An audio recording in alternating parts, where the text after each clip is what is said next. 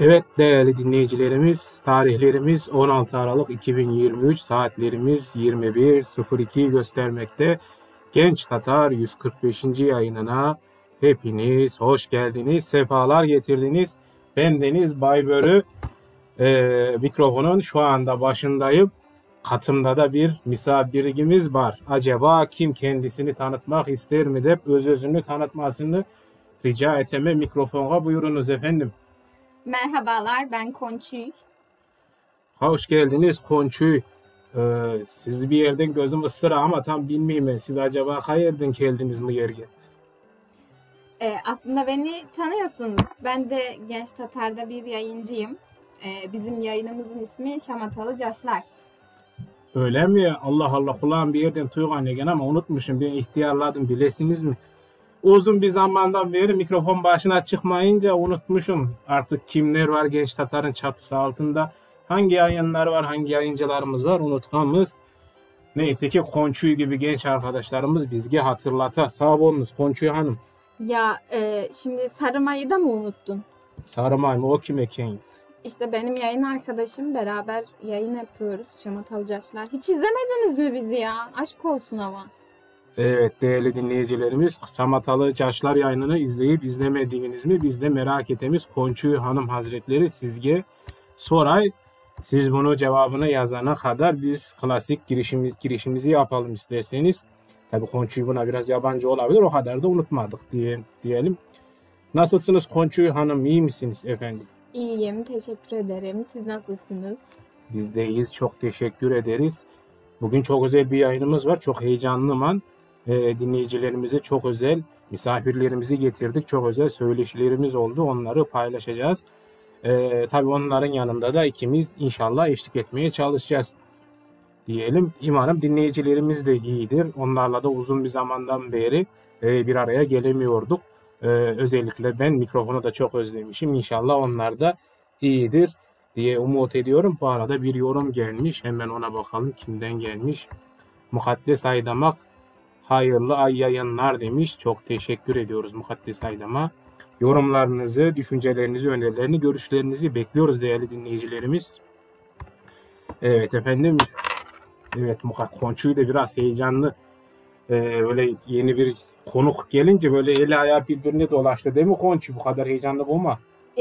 Şimdi şöyle, ben Şamatalı Caşlar'da biz genellikle hoş sohbet, muhabbet yapıyoruz. Çok fazla rahat takılıyoruz orada. Yani çok fazla rahat da demeyelim de bu yayın biraz daha ciddi olduğu için ister istemez biraz heyecanlandım. Evet Konçuy. Heyecan iyidir, hoştur. Adımız genç. Heyecan olmazsa bizde olmaz tabii ki de. Kesinlikle. Evet, bir iki yorum daha gelgen. Onları da sen oku istersen. Kamilcan, heyecanla bekliyoruz. İyi yayınlar arkadaşlar demiş. Teşekkür ederiz. Evet, teşekkürler Kamilcan'a da. Oradan iyi akşamlar dileklerimizi iletelim. Efendim, güzel bir yayınımız gidiyor, güzel gidiyor diye ben düşünüyorum. Hemen kısa içeriğimize geçelim yavaştan istersen. Sonra yine sohbetimize devam ederiz parça parça. Bugün uzun bir yayınımız olacak zaten Konçuy. Ya Konçuy, bu arada ben sana soracağım da Konçuy ne demek? Sen neden Konçuy? Hayırdır taptın da Konçuy'sun? Şimdi şöyle, Konçu'yu ben kendim bulmadım. Arkadaşlar koydular. Ha, kopya çektin yani, dızcılık yaptın. Yok, hayır, öyle bir şey yok tabii ki de. Ben hani tam bir prenses olduğum için bana bu ismi vermek istedi arkadaşlarım. Arkadaşlar, aramızda bir prenses var, duydunuz mu? Prenses, hayalinin prensesi. Prensin nerede Konçuy? Prensim yok ya, bulamadım.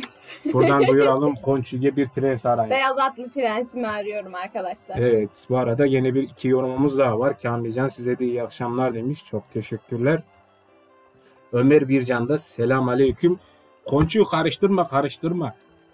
İyi akşamlar, hayırlı yayınlar. Bursa'dan selamlar. Yani bu arada Konçu o kadar heyecanlı ki böyle dinleyenlerimiz onu tutmaya çalışıyorum. Evet, hemen elinden aldım. Düzelttik efendim. Evet Konçuy, bu akşamki yayınımız hakkında ne düşünüyorsun? Ne olacak, istersen girişi bir sen yap, sonra devamını ben getiririm bir iki cümleyle. Evet, şimdi geçtiğimiz haftalarda önemli bir misafirimiz vardı Genç Tatar ekibi olarak. Onu ağırladık. Fahri doktora töreni düzenlendi. Orada görevler aldık. Ama tabii ki de bunu Bay Börü'nün anlatması daha güzel olur. Tabii ki, çünkü burada söz bizim, mikrofon bizim, sen burada misafirsin. Evet, tabii. Evet, Konçük'ün değerli dinleyicilerimiz, Konçük'ün dediği gibi geçen hafta Konya'da çok özel bir programa ev sahipliği yaptık. Yol başçımız Mustafa Abdülcemil Kırımoğlu'na Konya Gıda ve Tarım Üniversitesi tarafından Fahri Doktora verildi. O program organize edildi. Programda çok güzel konuklarımız vardı. Sadece Kırımoğlu değil, onunla birlikte Ahtem Çiğgöz geldi, yol başçılarımızdan, liderlerimizden. Daha sonra tabii ki de önemli gazetecilerimiz olan Gülsüm Hallova da Konya'ya geldi. Bu vesileyle biz de onlarla röportaj gerçekleştirdik sizler için. Geçtiğimiz hafta programdan sonra Vatan Kırım ve geleceği hakkında konuştuk. O röportajları bu akşam da sizlerle paylaşacağız efendim. Kayıt olarak tabii ki de, çünkü geçen hafta Konya'da aldılar. Geldiklerinde röportaj aldık. Bu hafta sizlere takdim edeceğiz. Bir yorum gelmiş. Sefa Tuvan, kolay gelsin, iyi yayınlar demiş. Sağ olun Sefa Ağam, selamlarımızı iletimiz sizlere. Konçuk, sen istersen bu notlarımıza bir bak. Notlarımızda sen bahset kısaca. Bu arada ben yine birkaç daha kelam edeceğim sen bakana kadar. Şurayı okusan yeterli bu olur. Ya da ben okuyayım, sana topu atacağım tekrar, merak etme. Mikrofonu elimden almaya çalışarsın. Ben burada köremi. Biraz sabırlı ol. Evet, tabii ki de bu program ne oldu? Röportajlara geçmeden önce değerli dinleyicilerimiz, sizlere ondan kısaca bir bahsetmek istiyoruz giriş için. Tabii ki burada ama öncelikle Kırım Derneği Konya Şubesi Başkanımız Sayın Mustafa Sırrı Demirel'e çok ama çok teşekkürlerimizi, saygı ve hürmetlerimizi ifade etmek istiyoruz. Sarımay genç, kolay gelsin arkadaşlar demiş bir diğer genç. Sarımay, bak senin yayın arkadaşın geldi. Konçu'yu selam söyle ona. Sarımay selam. Evet, Sayın Mustafa Sırrı Demirel'in bu büyük çabaları ve girişimiyle bu program gerçekleştirildi. Onun çok büyük emeği var. Tabii onunla birlikte yönetim kurulunun da çabaları oldu. Ama ayrıca özel bir burada teşekkürümüz de Hamza Çorabatır abimize biz iletmek istiyoruz. Teşekkürlerimizi sunmak istiyoruz. Evet, Konçu'yu gördüm ben onu. Teşekkür edemez. Zaten şu anda da Aytaman notumu sağ ol. Evet, dikkatimi dağıttım Konçu. Unuttum ne aytacağımı. Hamza Çorabatır abimiz ve Sayın Başkanımız Mustafa Sırrı Demirel'le çok teşekkürler. Onların sayesinde zaten biz de röportaj yapma fırsatını elde ettik. Çok güzel oldu. Ayrıca Konya şehrimiz adına da çok büyük bir faaliyetti. Derneğimiz, şubemiz olarak da çok önemli bir faaliyet oldu. Konya Gıda Tarım Üniversitesi'ne de ilgileri için bunu çok teşekkürlerimizi ayrıca sunmak istiyoruz. Burada ifade edelim. Özellikle Rektör Profesör Doktor Erol Turan ve mütevelli heyetine burada teşekkürlerimizi ifade etmek istiyoruz. Organizasyon bu şekilde, yoğun bir katılım vardı, o zaman da gerçekleşti. Kimler katıldı? Ayrıca onlara da bir tekrar şöyle ifade edeyim. Çünkü Konya'dan protokol katılımı da vardı. Konya Büyükşehir Belediyesi, burada ayrıca onu da unutmayalım. Konya Büyükşehir Belediyesi de organizasyona sponsorluk desteğini gösterdi.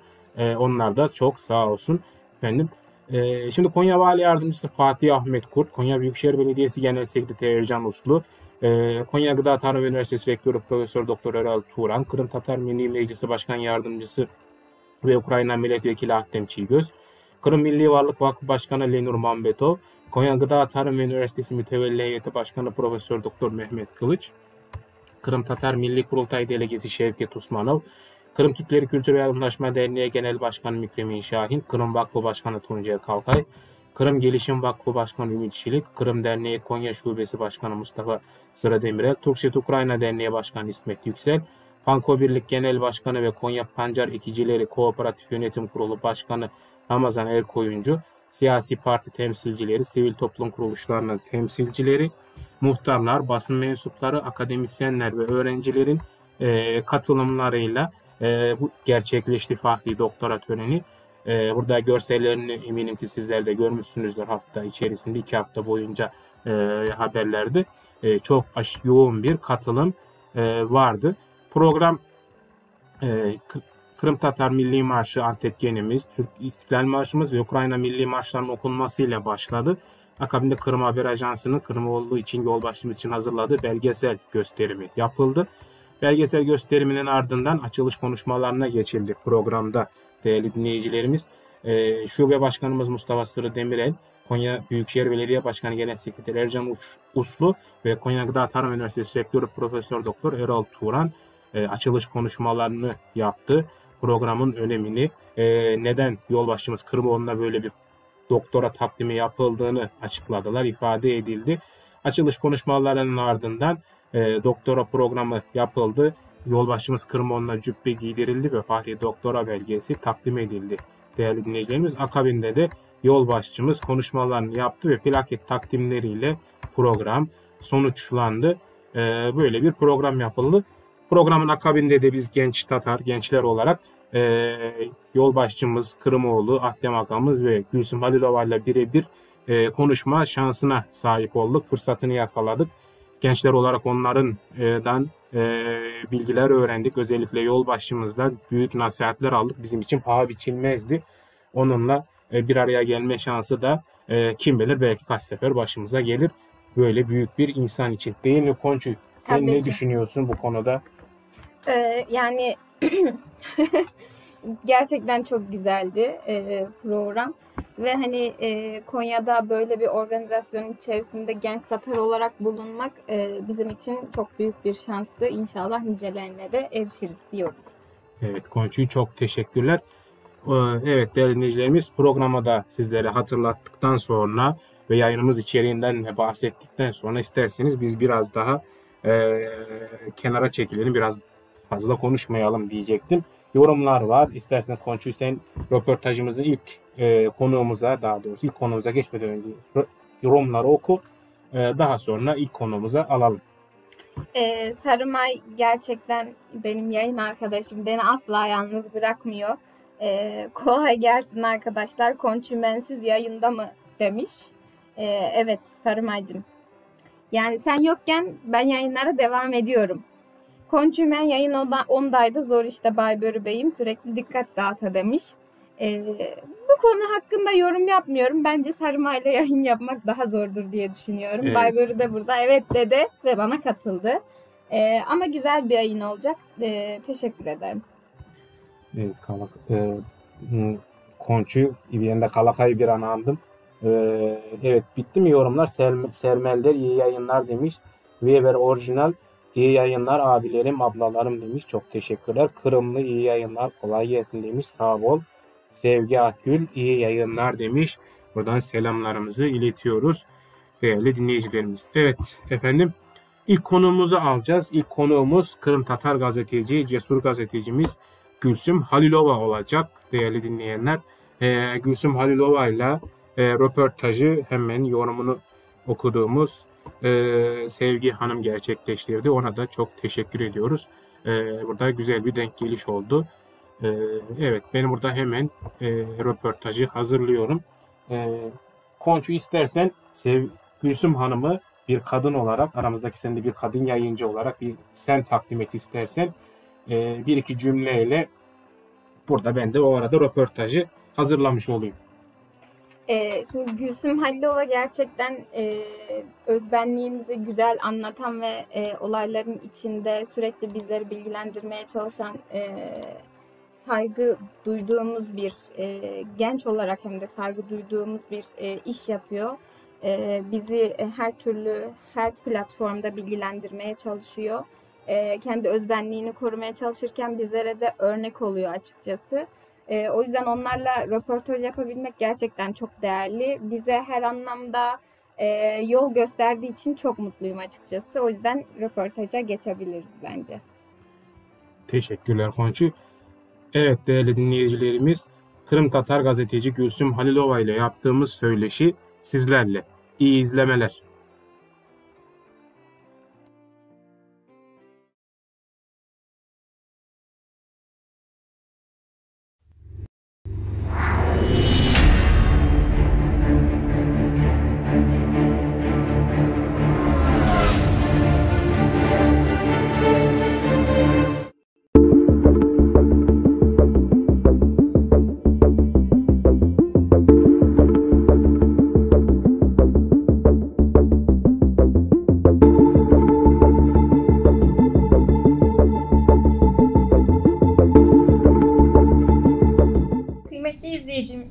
merhabalar. Bugün yanımda Kırımlı gazeteci Gülsüm Halilova var. Kendisiyle Kırım hakkında röportaj yapacağız. Gülsüm Hanım merhabalar. Merhabalar, teşekkür ederim davetiniz için. Biz teşekkür ederiz katıldığınız için. 2022 Şubat ayında Rusya'nın Ukrayna'ya işgale kalkıştığı zaman habercilik faaliyetleri sırasında nasıl zorluklar yaşadınız? Bir ölüm tehlikesiyle karşılaştınız mı, atlattınız mı?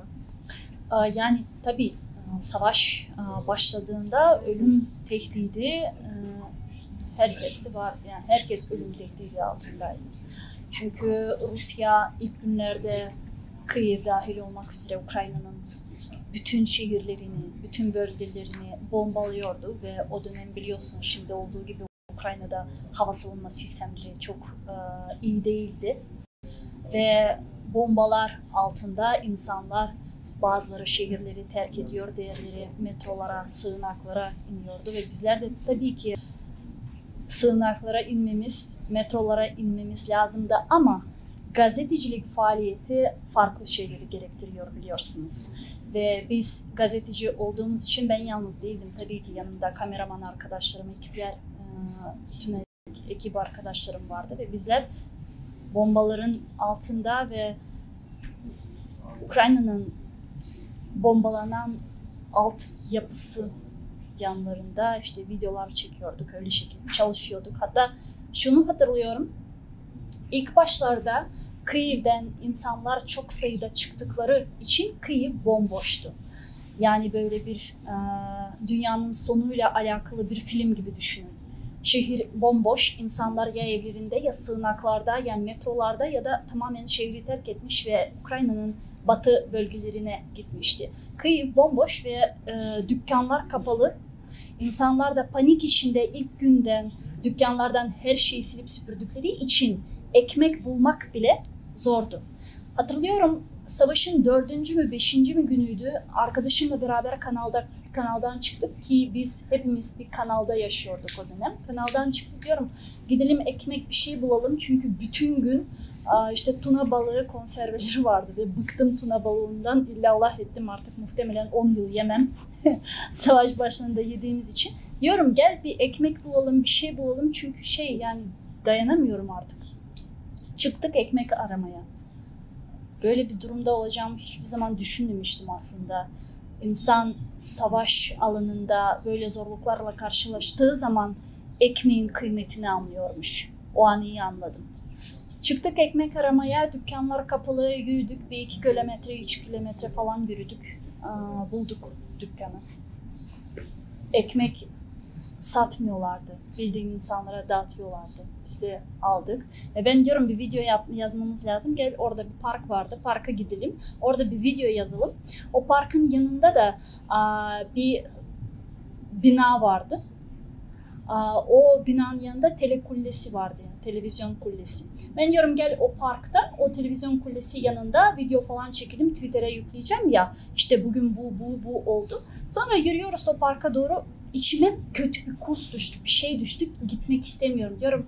Fikret gitmeyelim istemiyorum. Ya kaldı zaten 20-30 kilometre. Yok kızım diyor yani artık yaklaştık gel video çekelim gidelim yani park bir de normal yeşillik falan daha güzel olacak. Ben diyorum yok istemiyorum nedense kötü hissettim. İşte uzaklaştık ben diyorum hayır kanala gidelim. Uzaklaştık yaklaşık 1 kilometre uzaklaştık oraya seyir füzesi düştü. Ve o parkta gezen o parkta dolaşan yaklaşık bir 6 insan anında hayatını kaybetmişti. Yani düşünün yaklaşık 5 dakika orada olsaydım 5 dakika daha önce orada olsaydım muhtemelen ben de o 6-7 kişinin arasında olurdum ve muhtemelen Hakk'ın rahmetine kavuşurduk beraber Fikret'le. Ama nedense insan bunu hissediyor, bazen hissediyor. Ve o an anladım ki bu gerçekten şaka değil. Savaş geldi bize çattı. Ve bir şekilde buna direnmemiz lazım. Bir şekilde herkes kendi cebesinden direniş sergilemesi lazım. Gazeteciler de tabii ki onların işi bunu gerektirdiği yüzünden biz orada kaldık, orada çalıştık. Çünkü benim için gazetecilik bu sadece bir iş değil. Bu benim hayat tarzım. Ya düşün, ameliyatta bir cerrah hastasını bırakıp gidiyor. İşte savaş alanında gazeteci olmak, ameliyatta cerrah olmak anlamına geliyor. Bırakıp gidemezsin. Sorumluluğun var. İnsanlara bir şey anlatman lazım. Dolayısıyla Ukraynaca çok gazeteciler var, çok anlatıyorlar zaten.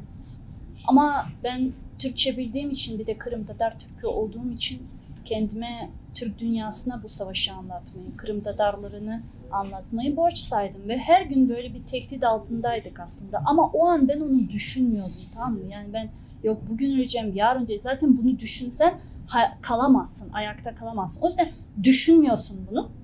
Öyle işini yapıyor. Sadece işine odaklanıyorsun. İşine odaklandığında bir şey çıkıyor işte.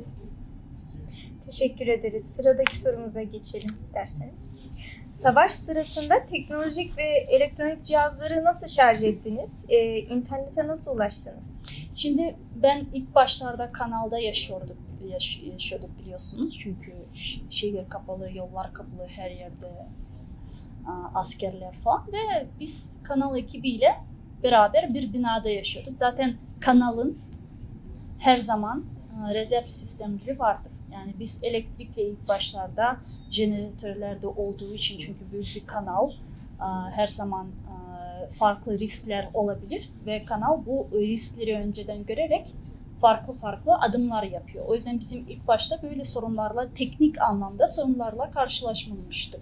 Zaten kameralar, her şey var, şarj aletleri, işte power banklar vesaire. Ama sonra enerjitik altyapıya artık saldırılar gerçekleştirmeye başladıklarında tabii ki bazı yerlerde elektriksiz kaldık, susuz kaldık ama yani benim için bu çok komik geliyordu. Çünkü ben Rusya'nın bunu neden yaptığını pek anlamıyordum. Yani Rusya neye güveniyordu? İnsanlara tamam ben elektriksiz yaşayamayacağım diye dışarı çıkıp protesto mu edecekler? Zaten bütün halk direniş sergiliyor. Zaten bütün halk düşmana, işgalcilere karşı savaşıyor. Bir elektrik gitmiş, su gitmiş. Yani bu insanları hiçbir şekilde kendi memleketinden, kendi vatanından, kendi toprağından vazgeçmeye tahrik edemez. Yani bu imkansız bir şey. O yüzden sorunlarla karşılaşıyorduk. Evet vardı ama bizim kanalda bütün rezerv sistemleri olduğu için çok şükür çok ciddi sorunlar olmadı. Zaten enerjitik altyapıya da saldırılar yapıldığında biz hepimiz kanalda yaşıyorduk. Bir aile gibi, çünkü birçoğumuz eve gidemiyorduk. Ben mesela evime gidemiyordum çünkü evim Kiev'in sol yakasındaydı. Öyle. Umarım cevap verebilmiş midir? Teşekkür ediyoruz. Çok güzel cevaplar veriyorsunuz. Devam ediyorum. Savaşın başladığı an neler hissettiniz? O sırada tam olarak neredeydiniz? 24 Şubat'ta ben evdeydim ve canlı yayında Putin'in söyleyişini dinliyordum. Saat 4 sabahtı. Canlı yayında Putin'i dinliyordum. Çünkü ondan önce, bir gün önce yayınımda bir milletvekili vardı. Adını söylemeyeyim. Bana dedi ki Gülsüm bu gece uyuma, çok ciddi olaylar olacak. Yani ne olacak? İzle dedi, uyuma dedi. Ben de uyumadım. Dolayısıyla Putin'in bu söyleyişini, savaş ilanını canlı yayında dinledim. Hemen işte anne babamı aradım. Dedim ki bağlantı kopabilir, bir şey olabilir. Merak etmeyin. Ben işte Kiev'de kalacağım. Her şeyi buradayım. Gazeteci arkadaşlarımı aradım, uyandırdım herkesi, kalkın savaş başladı diye. Ve dışarı çıktım.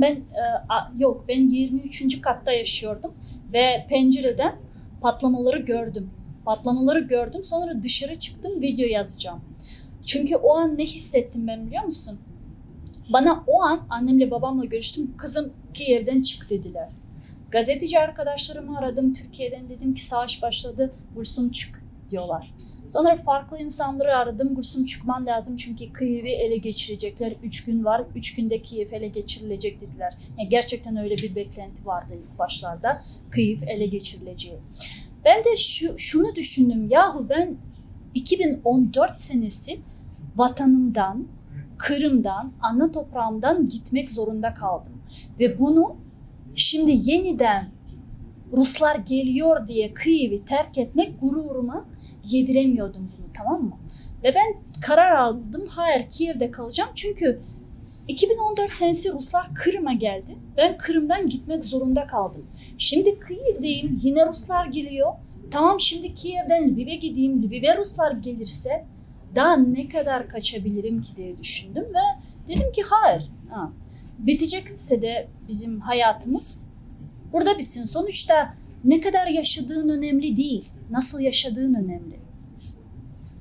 Yani ister 80 yıl yaşa, hiçbir şey yapma, uyu, yemek ye, pizza falan. İstersen 30 yıl yaşa ama ne yaşa. Bir şey yap, bu dünyaya bir şey getir, bu dünyaya bir şey ver, bir şey sergile. Benim mantık öyleydi, babam bunu öğretti bana.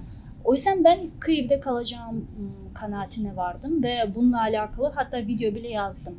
Öyle de yaptım, Kiev'de kaldım, direndik. Herkes kendi açısından, kimi enformasyon cephesinde, kimi savaşta, kimi kültür cephesi, bu da bir cephe. Kimi siyasi anlamda, kimi parlamentoda vesaire. Ve çok şey öğretti bugünler bize.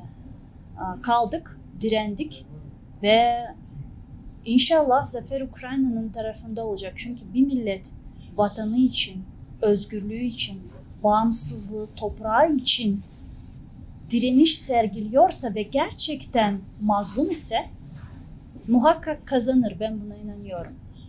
Ve bu inanç sadece bana ait değil. Bu inanç bizim atalarımıza, bütün Kırım Tatar Türklerine ait olan bir şey ve aynen bu inanç bugün bize ayakta kalmamıza izin verdi. Yoksa 1783 senesinden bugüne kadar bize yapılmayan zulüm, gaddarlık kalmadı biliyorsunuz. Ama Kırım Tatarları her zaman geri döndüler.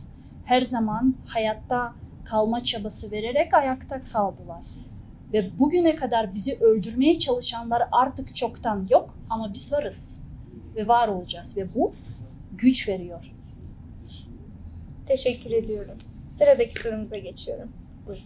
Savaş hattına gittiniz mi? Savaşa bir gazeteci, haberci var. Savaş sizce ne durumda? Savaş hattına şöyle, savaş ilk başladığında ben Kiev'deydim ve ekip arkadaşlarımızla beraber zaten cephe hattıydı. Uzun bir dönem. Sonra Kiev bölgesi işgal edildi Ruslar tarafından. Püskürtüldükten sonra o bölgelere gittik tabii ki. Farklı işgalden kurtarılan ve Rusların o bölgelerde neler yaptığına şahit olduk. Oraları da tabii ki gittik. Gitmeye de devam ediyoruz ama ben genel olarak ağırlıklı Kiev'de bulunuyorum ve Kiev'den haber geçiyorum. Şimdi savaş ne durumda? Savaş tüm şiddetiyle devam ediyor. Tabii gündemden farklı ülkelerde artık kalksa da kısmen şiddetiyle devam ediyor. Ve Ukrayna silahlı kuvvetleri gerçekten büyük bir cesaret ve kahramanlık sergiliyorlar diyebilirim. Çünkü düşün, dünyanın bugüne kadar düşünüldüğü ikinci ordusuna karşı, ki objektif olacak olursak Rusya hem maliye hem ekonomi hem siyasi hem diplomatik, yani her anlamda Ukrayna'dan, hem nüfus açısından ki bu çok önemli, ordu açısından bu çok önemli, her anlamda Ukrayna'dan daha avantajlıydı. Ama önemli olan şu ki dünyanın ikinci ordusu denilen Rus ordusu Kiev sokaklarında, Çernigiv sokaklarında, Sumi sokaklarında kırıldı. Ve en önemlisi Rusya'nın imajı Ukrayna sokaklarında, dünyanın ikinci ordusu Ukrayna sokaklarında kırıldı. Ve Ukrayna ülke olarak, bağımsız bir ülke olarak kendisini bütün dünyaya tanıtmış oldu. Ve bu savaş sadece Rusya-Ukrayna arasında olan bir savaş değil. Bu savaş gerçekten de iyilik ve kötülük arasında olan bir savaştır. Ukrayna'nın bu savaştan zaferle çıkması bütün dünyanın geleceğini belirleyecektir diye düşünüyorum. Çünkü Ukrayna kaybederse demokrasi kaybeder. uluslararası hukuk kaybeder ki uluslararası hukukun kaybetmesine izin vermemeliyiz. İzin verirsek 2. Dünya Savaşı'nın ötesine ve hatta Rönesans, hatta Orta Çağ dönemine gideriz. Çünkü insanı hayvandan veya farklı yaşam sistemlerinden ayıran tek şey hukuk ve kurallardır.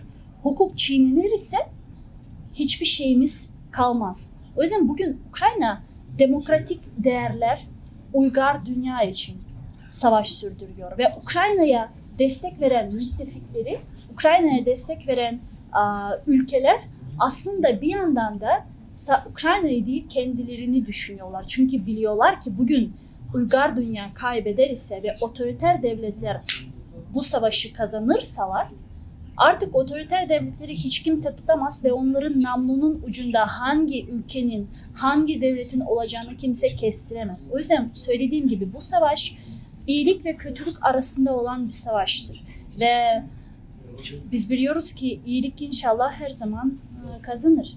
Yani zaferi elde eder ve bunun için zaten herkes el vermiş, çaba göstermiş ve direniş sergiliyor hala bugüne kadar. Ama biliyorsunuz savaş şimdi Güney ve Doğu bölgesinde şiddetiyle devam etmekte. İnşallah Kırım'da dahil olmak üzere Ukrayna'nın bütün toprakları işgalden kurtarılacaktır. Biz buna inanıyoruz. Teşekkür ediyorum. Sıradaki sorumuza geçiyorum. İlk olarak Kırım'dan haber alıyor musunuz? Savaş Kırım'a nasıl yansıdı? Tabii ki biz Kırım'dan haber alıyoruz her gün. Kırımlı arkadaşlarımız, Kırım Tatar Türkleri, işte bize yazan, sorular soran ve hatta hal hatır soran arkadaşlarla her zaman irtibattayız. Biz Kırım'la irtibatı hiçbir zaman kesmedik. Zaten 9 yıldır irtibattayız. Şimdi savaşın başladığı ilk soruya dönecek olursa ben şunu söyleyeyim. Savaş Kırım'a 2014 senesi Kırım'da başladı ve 9 yıldır zaten yansıyor. Zaten bu savaş 2022-24 Şubat'ta başlamadı. Bu savaş 2014 yılında Kırım'ın işgaliyle başladı. Şu an sadece şiddetli bir şekilde devam etmektedir. Ve tabii ki Kırım'a ve Kırım Tatar Türklerine özellikle bu savaş ve genel olarak Kırım'ın işgalinden bu yana çok ciddi hasar vermiş. Çünkü Rusya biliyorsanız Kırım'ı bir toprak bir insan olarak görmüyor. Sadece stratejik bir altyapı, sadece askeri bir üs ve stratejik bir bölge, Karadeniz filosu var ya, stratejik bir bölge olarak görüyor ve insanlar Rusya'nın umurunda değil. O yüzden orada işgale karşı, Rusya'nın otoriter rejimlerine karşı bir şey söyleyen, karşılık sergileyen Kırım Tatar Türklerine ki hepsi aynı fikirde, yani işgale karşı, onlara ciddi baskı, asimilasyon, demografik yapıyı değiştirme gibi politika sürdürüyor bugün Rusya Kırım'da. Ve tabii ki bu Kırım Tatar Türklerine iyi yansımıyor. Çünkü bu yüzden Kırım Tatar Türklerinin bir kısmı yaklaşık 30 bin Kırım'ı terk etmek zorunda kaldı. Ki bu bizim için gerçekten büyük bir travma. Herkesin bunu anlaması lazım. Çünkü 1944 senesi bizi vatanımızdan sürgün ettiklerinden sonra o kadar çaba, o kadar güçle vatanımıza geri dönmüşüz ki bugün vatanımızı yeniden terk etmek bizim için bu çok büyük bir travmadır. Ama Rusya seferberlik ilan ettiği ve Türkleri savaşa, orduya, sadece Kırım Tatar Türklerini değil, farklı doğu bölgelerinden sırf savaşa gönderiyor ki ölsünler. Bu Rusya'nın politikası. Bu yüzden Kırım'da seferberlik ilan etti biliyorsunuz aynı zamanda ve özellikle Kırım Tatar Türklerini savaşa almaya, orduya almaya çalışıyor ki gitmezsen ya hapis yapacağım, gidersen ya öleceksin çünkü esir düşmek Ukrayna ordusuna bu da kolay değil. Zaten gidersen de esir düşeceğim diye ordudan kaçarsan Rusların kendisi seni öldürür. Yani her anlamda ya gideceksin, her anlamda Rusya için seferberlik ilan etmek bu Kırım Tatarları için çok kötü bir şey. Çünkü ya öleceksin, ya hapse gireceksin ya da terk edeceksin. Her seçenek Rusya için avantajlı. Ama Kırım Tatarları için tabii ki bu 3 seçenekten hani her kötüsünden bir kötü seçmek zorunda kalıyorsun. Bu Kırım'ı terk etmek. Zaten bu yüzden Türkiye'de ve birçok Avrupa ülkelerinde Kırım Tatarları şu an yaşamaktadırlar ve bu çok iyi bir şey değil bizim için. Çünkü nüfusumuz Kırım'da zaten 350 bin ve Kırım Tatarlar vatanını terk ederse nüfusumuz daha da azalacak ve bu Rusya'nın asimilasyon ve demografik yapıyı değiştirme politikasına yardımcı oluyor. Ve tabii ki savaş bu şekilde de bizlere yansımaktadır ve ne yazık ki bunu söylemek zorundayız. Teşekkür ediyorum. Devam ediyorum. Buyurun. Sizce savaş sonrası Kırım'ın geleceği hangi yönde ilerleyecek? Kırım'ın geleceği tabii şimdi herkes Gülsüm sen Kırım Tatar Türküsün, Kırım bağımsız olmalı demelisin diyecek. Ve ben biliyorum birçoğu bunu benden bekliyor. Ben bir Kırım Türkü olarak tabii ki bunu isterim ama Ukrayna'nın geleceği Kırım'ın geleceği Ukrayna'yladır. Ve bunu anlamamız lazım. Çünkü uluslararası hukuk denilen bir şey var ve uluslararası hukuka göre Kırım sınırları, Ukrayna sınırları belirlenmiş. Ve de Kırım bağımsızlığı hakkında konuştuğumuz zaman Kırım Hanlığı'nın haritasına bakmamız lazım ki Kırım Hanlığı Ukrayna kıtasının güney bölgesini kapsıyordu. Güney bölgesi olmadan Kırım'ın bir ada olarak hayatta kalması neredeyse imkansız ne yazık ki. Uluslararası hukuk nüfus konusu zaten çok değiliz ne yazık ki ama inşallah daha çok olacağız. Nüfus bir de tabii ki bölge yani kıtaya bağlı olma zaruriyeti var Kırım'ın. Yoksa hayatta kalma ve izolasyon içerisinde bulunmak Kırım hayatta kalması imkanı çok büyük değil ki izolasyon ne yazık ki kaçınılmaz. Eğer Kırım şimdi bağımsızlığını ilan edeceğim derse bu izolasyon içerisinde bulunmamız gerçekten de zor olacaktır. O yüzden Ukrayna'nın çıkarları Kırım Tatarların çıkarlarıyla aynı. Ve Kırım, Ukrayna çerçevesinde bir özerk, Kırım Tatar özerkliği olması bekleniliyor. Yani Kırım Tatar Türkleri kendi haklarının tanınmasını talep ediyorlar ki bu bizim doğal hakkımızdır. Bu bizim vatanımız, bu bizim toprağımız, biz orada yaşamış, orada halk ve millet olarak oluşmuşuz ve Ukrayna 2014 yılından önce bize tanımadığı haklarımızı şu an tanımalı ki eğer ki bunu 2014 senesinden önce yapsaydı belki de Kırım bugün işgal edilmiş olmazdı. Ama ne yazık ki Ukrayna'nın bunu anlaması için Kırım'ın işgal edilmesi gerekti ve bugün Ukrayna hukuk çerçevesinde, Ukrayna anayasa çerçevesinde artık Kırım'a bir özellik, Kırım Tatar özelliği verilmesi ve Kırım Tatar Türklerinin haklarının tanınması ile ilgili gerekli işlemler ve yasalar kabul etmiş durumdadır. Ve ümit ediyoruz ki savaş bittikten sonra Ukrayna çerçevesinde Kırım Tatar Türklerinin kültürünü, dilini, örf adetlerini koruyan bir özellik kurulacaktır ve bizim çabamız da bu yöndedir. Görüşmemizin sonuna geldik. Sizin bizim röportajımıza katılımınız için çok teşekkür ediyoruz. Ben teşekkür ederim. Sayın seyirciler sizlere de iyi günler diliyoruz.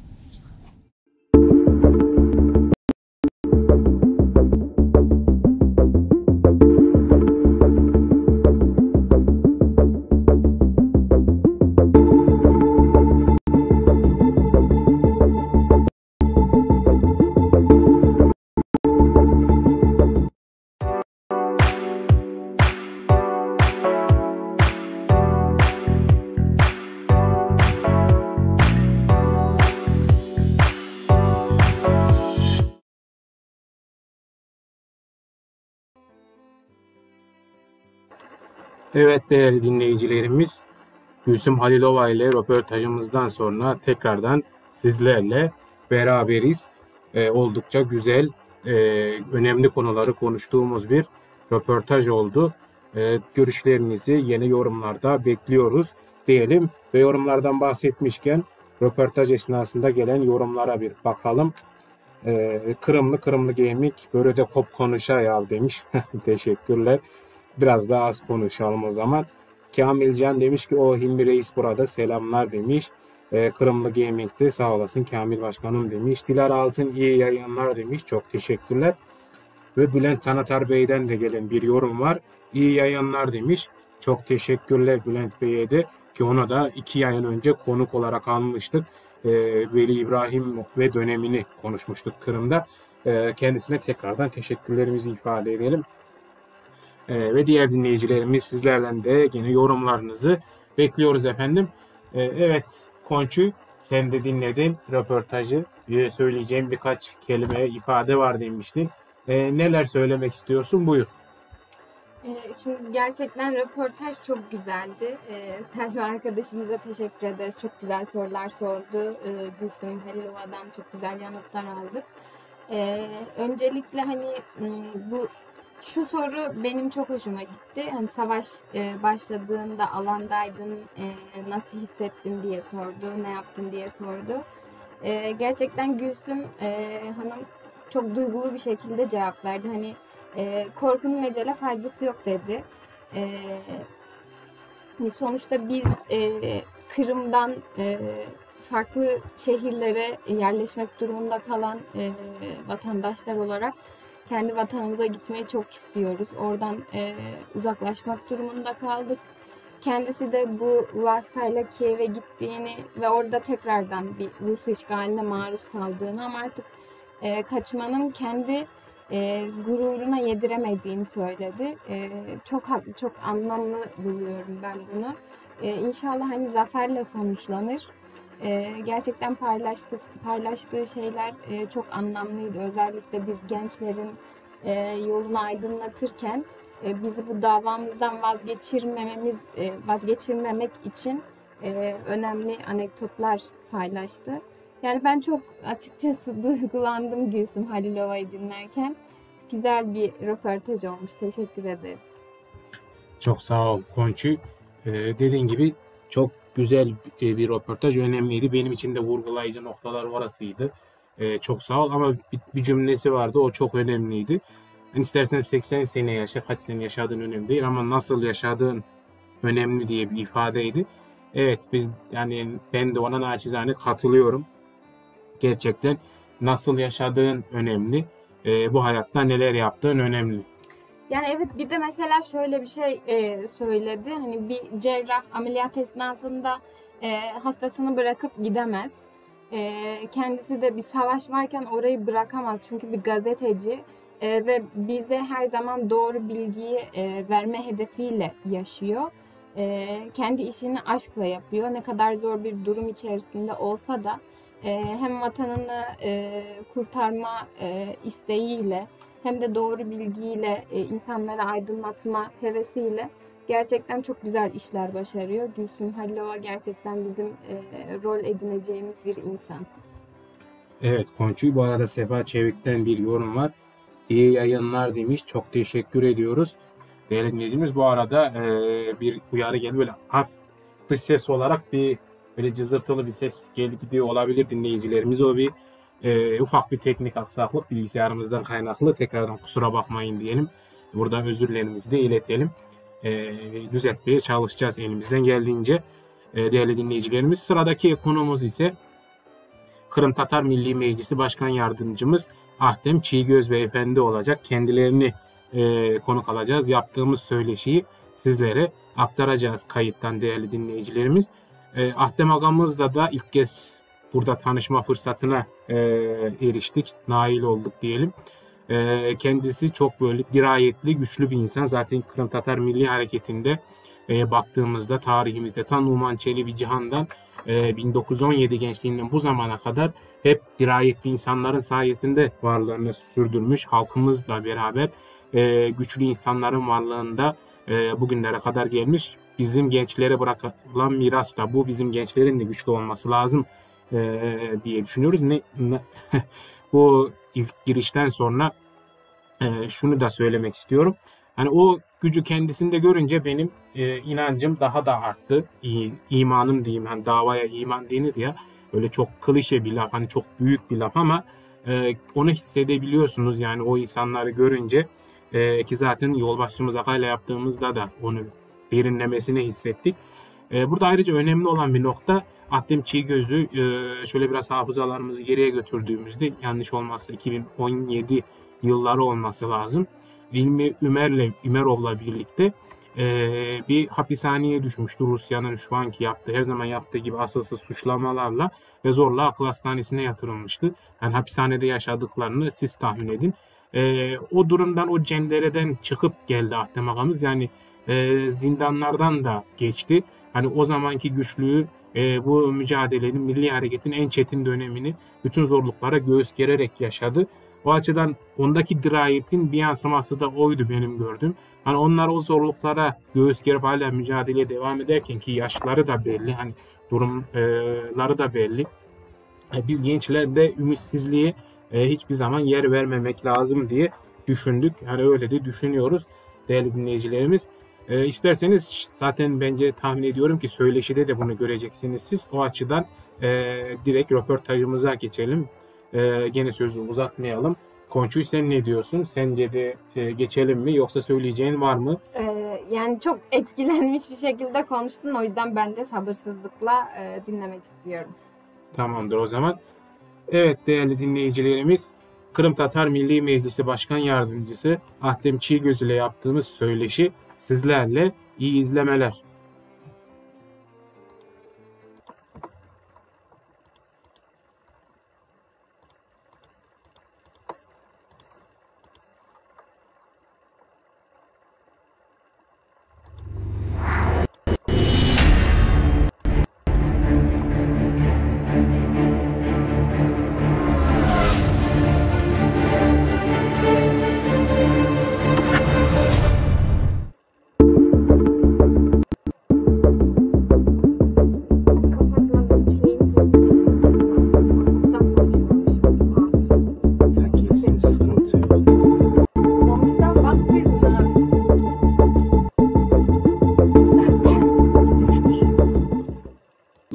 Sayın Agam, hoş geldiniz Genç Tatar röportajına.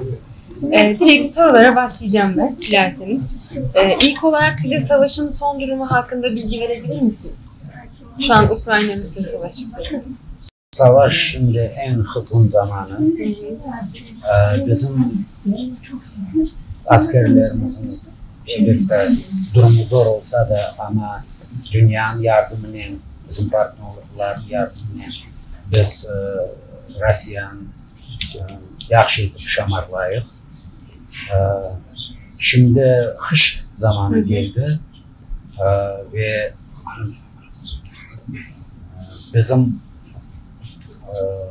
bizim taraftan öyle bir hazırlık var. Ama bu son endimine 2 sene olacak. En mühimi Ukrayna devleti, Ukrayna milleti korsetti ki dünyaya 22. asırda, 21. asırda hazır olmak gerek. Silahla, özü azatlığın, özü serbestliğin korçalamak. İşte bunu Ukrayna milleti birinciden korsetti bütün dünya. Evet. Ve şimdi ben Washington'da oldum bir ay evvel. Şimdi herkes bir fikirge gele, en mühimi bu savaşta Kırım'ı boşaltmak üzerinde. Kırım'ı boşaltmaya başladık. Rusya'nın rejimi değişecek. Rusya'nın sınırları değişecek. Kavkaz milletleri serbest olacak. Bu Tatarstan, Başkortistan, onların da imkanı olacak serbestlik kazanma ve şimdi bu Kırım'ın mühimliği herkese belli oldu. Karadeniz de boşacak. Haberiniz var. Bu Rusya taraftan Karadeniz denizi kapatmaya tırışa. Karadeniz Avrupa'nın devletleri de bakıyor Karadeniz'e. Evet.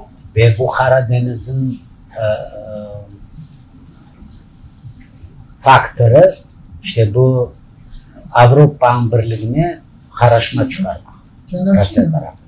İşte o kadar bugün evveldeki gibi, tarihteki gibi Kırım'ın mühimliği yanında şunu Tekrar açıklandı. karşımıza çıktı. Tampon bölge gibi Kırım. Tüm ülkeler için. Evet. Dilerseniz diğer soruma geçeyim. Ukrayna Savunma Bakanlığı'na biliyorsunuz ki Kırım Tatarımız bunun getirilmesi hakkında ne düşünüyorsunuz? Vaziyet öyleydi ki benim fikrim böyle Rustem'in böyle Umerov'un böyle büyük vaziyette koyanlar sebebi işanç Ukrayna halkı tarafından ve milletvekillerin parlamentte tarafından çok hürmeti var. Ve bunu ben bellesem Kuru Kırım Tatar kazandı o kadar hürmet. Ve elbette biz için, Kırım Tatar millet için bu çok hem kıvançlı ama ve bizim vaziyetimiz de, vazifemiz de çoklaştı. Evet. Bu yanda Hur Rustem Umerov değil bu vaziyette. Yani bütün millet Kırım Tatar halkı var arkasında aslında. evet. Ama biz eminiz Rustem becerecek bu vaziyette ve şimdi çok dikkatine ayrılan dünyada da, şimdi o Amerika'da ve partnerlerin görüşmeleri faydalı geçiyor. Bu evvelden o birkaç vaziyette çalıştı ve bizimle bu Avrupa'da, Amerika'da olganda ve büyük görüşmelerde iştirak etkende biz duyardık ki Kırım Tatarlar olganımız için bizim tarihimizde kurešimiz, temiz kurešini alıp varganımız için, bizim vatanımız için, Ukrayna için onlara çok gelişe ve hürmetimizin duyduk. Peki. Bu atama sonrasında Ukrayna hükümetinde yeni bir Kırım Tatar bakan olarak başka bir kimseyi görme ihtimalimiz var mı? Belki öyle bir zaman gelir prezidentimiz de Kırım Tatar olur. Allah. Savaş ortamında Ukrayna parlamentosu görüşmelerini ve görevlerini nasıl yapıyor? Görüşmeler yapılıyor mu bu savaş içerisinde? Parlament. Evet. Ukrayna-Rusya savaşı sürecinde büyük bir savaş var. O arada bu parlamento nasıl toplanıyor, nasıl kararlar alıyor? Bunu merak ediyoruz. Savaş, büyük savaş değil. Savaş aslında 4. senede başlandı. Bu işgalciler Kırım'a kirgen. Evet. Ama böyle büyük savaş 22. sene başlandı. Şubat ayında parlament çalışırdı birinci günden ve devamlı çalışır. Hala çalışmaya devam ediyor. Evet. Bütün gerek kararları bu cenkle bağlı. Şimdi 90% devletin, Ukrayna milletin yaşayışı bağlı cenkle, savaşla. Onun için bütün kararları, gerek kararları toplanmak zorunda zaten bir savaş ortamı olduğu için. Olağanüstü bir durum. Evet, o nasıl diyeyim, böyle kolay değil toplanma. Daima Rusya taraftan bu raketler yollaydı. Ama ona bakmayı biz çalışamız. Çok güzel. Bir de ağam, Kırım'dan haber alıyor musunuz? Son durum nedir Kırım'da? Evet, alıyorum. Benim milletim anda, benim ballarım anda, yakınlarım anda, benim 5 torunum anda. Evet de her gün bağımız var. Kırım'ın vaziyeti ağırlaştı. Onu soracaktım. Hani 2020 savaş öncesinde nasıldı, sonrasında çok ağırlaştı. Olğan ağırlıklardan gayrı 14. seneden vaziyet gerginleşken sebebi Kırım aslında böyle bir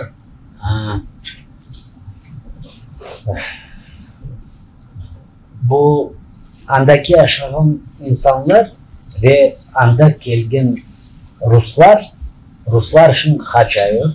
Geçen degende bizim imkanlarımız endi var, Ukrayna'nın imkanları var. Anda bu Rusya'nın işgalcilerini patlatma ve bu köprü, Putin kurgan köprü biz birkaç kere patlattık. Ve bu onun sebebinden endi Kırım'a böyle serbest istegeninde rahat bir şekilde hem kelmege hem yemekleri getirmege endi kıyın oldu. Ve bu dan çok zorlaşacak ve sebebi de yanadığından endi cenk aslında savaş Kırım'ın içinde var. Biz buradan söyleyeyim, bizim endi imkanlarımız var. Bu toplanğan yerlere, bu işgalcilerin toplanğan yerlere, onların silahları, onların uçakları durgan yerlerde biz endi imkanımız var, onların patlatmak. Onun için Kırım'ın endi böyle yaşayışı çok değişti. Endi öyle tınç değil. Depo gibi bir yer oluyor o zaman. Hani bütün işte askerler, savaş aletleri, uçaklar vesaire Kırım üzerinden mi gönderiliyor? Evet. O Rusya tarafı. Rusya tarafı. Buna misal bu gemiler Ahyar'da olan gemileri onlar çıkarttılar, endi Novorossiysk'te tutarlar. Sebebi de bizim endi imkanımız var, varıp onların patlatmaya. Biz patlattık birkaç kere. Engel olmak için. Endi anlaşıldı ki Kırım'ın durumundan ağırlaşacak ama ağırlaşacak sebebinden anda yaşamaya zor olacak. Evet. Çok zor. Onun için ama onu da endi Rusya'nın elinde, Rusya ozu elinde o Kırım'ın tutmaya da kıyın oldu. İşte onun için bizde birkaç faktörler var. Demek biz işancımız var. Yakın arada biz Kırım'ı boşaltabiliriz. Peki. Diğer sorum Kırım'daki Kırım Tatarları savaş hakkında ne düşünüyorlar? Kırım Tatarlar aslında umutla yaşaylar. Ne kadar tez Ukrayna kırıp boşaltsa işgalcilerden Kırım'ı ondan başlayacak bu bizim milletin geleceği. Şimdi büyükler ozu yaşayışın kozogunu almaylar. Ama geleceğin, balların, torunların geleceği Rusya'nın bağlanmayı. Rusya'nın geleceği milletimizin yok. Onu bütün Türk dünyası anlamaya borçlu. Birinci bu Türkiye anlamaya borçlu. Biz Rusya'dan bizim tarihimizde Rusya bizim milletin yok etmeye tırışkan, talaşkan ve sürgün etken ve Kırım'ın işgalcilerinin evvelden de doldurgan bu Rusya'dır. Onun için böyle bir düşünmeye bizim milletin belki geleceği olur Rusya'nın içinde demek o yalan değil, o bizim milletke düşman olmaktır. Onun için bizim millet, bizim semiddeşler Kırım'da çok yaxşı anlıyor. Belki mozu yaşlarını joyacaklar ama kureşte joyak da ama geleceklerimizi buna ben aytdım da men torunlarım da yaşayıp ozu vetanında. Men onları alıp Türkiye'ye ya da alıp da getirmeye Ukrayna sen bütün milletini koterip alıp gitmezsin. Ne farkı var? Ne farkı var? Senin torunun yoksa senin semeddeşin torunu. Bu senin milletindir. Evet. Demek senin milletinle beraber senin ballarından da yaşamaya borçlu. Kıyınçlıklarda beraber olsun. Ama geleceği de benim torunlarım da benim semeddeşlerim, balları, çağaları geleceği o Ukrayna'nın. Demek Rusya'nın da hıvalamaya gerek. Rusya'nın mutlaka uğrup andan çıkarmaya gerek. İşte bunun etrafında bizim milletimiz yaşay öyle olmakla ve kuryeşi alıp aranda. Bunun için bizge karşı, ayrı bizge karşı anda baskılar ki bizim mahkemelerge taşlaylar, bizim Kırgızlar öldürüyorlar. Ne için degende Kırım Tatarları boynunu eğiltmediler. Kırım Tatarlar dediler, Rusya'nın biz geleceğimizin bakmayız. bizim geleceğimiz Türk dünyasının Ukrayna devletinin de işte böyle yaşaylar, böyle de bekliyorlar. Buna şimdi telefonu açın, birinci sözleri olacak.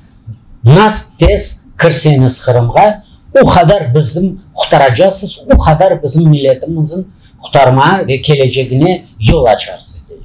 Aslında bu Kırım Tatar halkının kökleri Kırım'da duruyor şu an. Kırım'ın savaş sonrası durumu hakkında Ukrayna Meclisi tarafından planlanan bir politika var mı? Var. 25 sene bizim Kırım'da sürgünlükten qaytqan son bizim davalarımız, kureyşimiz bu Kırım'ın sahibi olmasına birkaç endi hanım Ukrayna tarafından kabul edilir. En mühim bu tamirli millet deb, halk deb sayılırız. Tamirli halk degeni demek hanımı kabul etkeni demek devlet, Ukrayna devleti hazır bu tamirli halkın siyasi talaplarını yerine getirir. Şimdi biz çalışamız devletten bu talapların, siyasi talaplarını yerine getirir. İnşallah anayasaka bu cenk zamanında değişmeler kırsetmeyiz. Ama hazırlık buna birkaç etapı geçmeye biz bunun etrafından çalışamız. Ve cenk bitti. Ben belirlesem devlet hazır olacak bu anayasakta da değişmeler kırgızmaya ve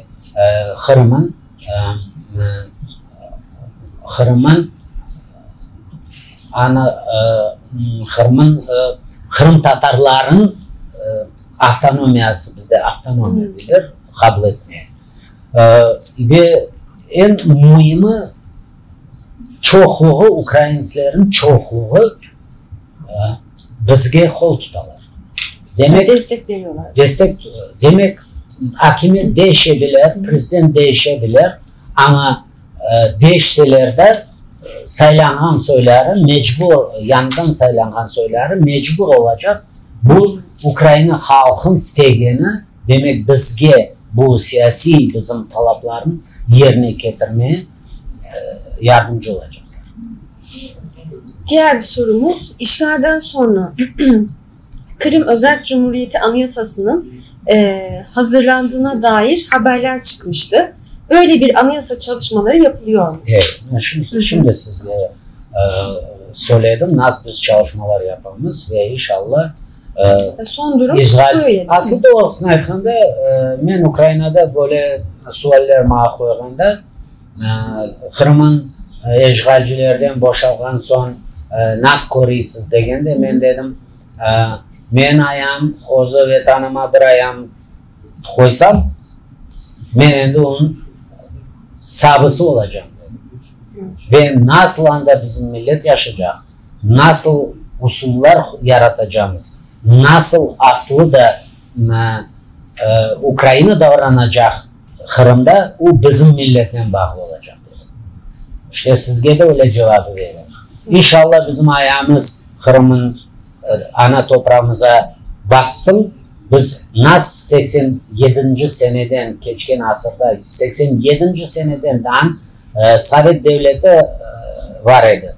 Ama biz korkmayıp evde kayıtıp bu vetanı Kırım Tatarlığını koterdik ve elimizge aldık ve öyle de şimdi inşallah öyle de yana olacak. Ama endi evet de bizim kuvvetimiz daha çoklaşacak. Bizge endi yardımcılarımız çok. Bizge endi Ukrayna milleti çokluğu bizim tarafımızda ve evet de dünyada şimdi Kırım degende dünyada bizim çok anlıyorlar. Nedir demek Kırım Tatarlar için bu Kırım. Aslında önemli olan bunu da tanıtmaktı bizim için. Bu savaşta yani kötü anlamda da olsa bir vesile olmuş oldu. Evet, bir zaman diler yaramay tarafında öyle bir yaxşı tarafı var. Evet, aynen. Bir de mesela Rusya-Ukrayna savaşı bittikten sonra Ukrayna Tatarların haklarını koruyan ve haklarını koruyan daha fazla haklar verecek mi bize? Yani ben sizge bu suallerge şimdi cevabı açıklığı söyledim. Başka yolu yok. Ukrayna'da değişir. Evet. Ukrayna'nın da değişken sebebi hakimiyeti ya da misal parlamenti ya da prezidenti değişken sebepleri bu milleti değişi. Ukraynalar haski aldılar silahın. Birden düşünün 21. asır insan rahatlığı taşlap silahı eline alıp varıp düşmanların o toprakların düşmanlarından silahını boşadı. Demek içteki durumu başındaki fikri o kadar sağlam iken o'zi vatan için canı vermeye hazır millettir o. Böyle millet her zaman anlar, bizim Kırım Tatarları anlar. Bizim kureyşimizin yüzyıllarla vatan için kureyşimizin anlar. Bizim istegimizin anlar. Ve aslında bizim adetlerimiz, terbiyemiz çok benziyor Ukraynistler'de. Çok benziyor. Biz onların kardeş gibi yaşıyoruz. Onların tarafından da bizge çok hürmet koyuyoruz. Agam, son olarak Kırım Rusya'dan kurtarılması sonrasında diasporadan Kırım'a göç hakkında ne düşünüyorsunuz? Yani Kırım eskisi gibi olmayacak, evet. Ama göç etmek isteyenler için de bir oraya... Ondan problema 91. seneden geçken asırın aslı öyle problema yok. Bunda mesele tura diasporan demek bundaki Türkiye'de ya da Romanya'da ya da başka diğer devletlerde yaşayan Kırım Tatarlar özleri Kırım Tatarlığın gerek derecede sakladılar mı? Onların istegi bu yaşayan imkanlarla bağlı mı? Yoksa içteki durumu öyledir. Ve birinci yerine koya özü ballarını özünü vatanına kaytar. Evet. Eğer de öyle duygu soyları olsa problem olmayacak. Çünkü dışarıda çok fazla Kırım Tatarı var. Kırım dışında. Evet. 5 milyon diler, 7 milyon diler. Hiç olmadı 1 milyonu gelse evet. Buradan Kırım'ın kim ki Kırım deyip onun lafı da çıkmazdı. Aynen öyle. Çok teşekkür ederiz Ahtem Hocam. Bize zaman ayırıp röportaj yaptığımız için. Teşekkürler. Sana da çok sağ ol. Bu gözyaşlarının çıkanı da demek sen yürekten anladın bizim vaziyetimizin Kırım'da. Çok sağ ol.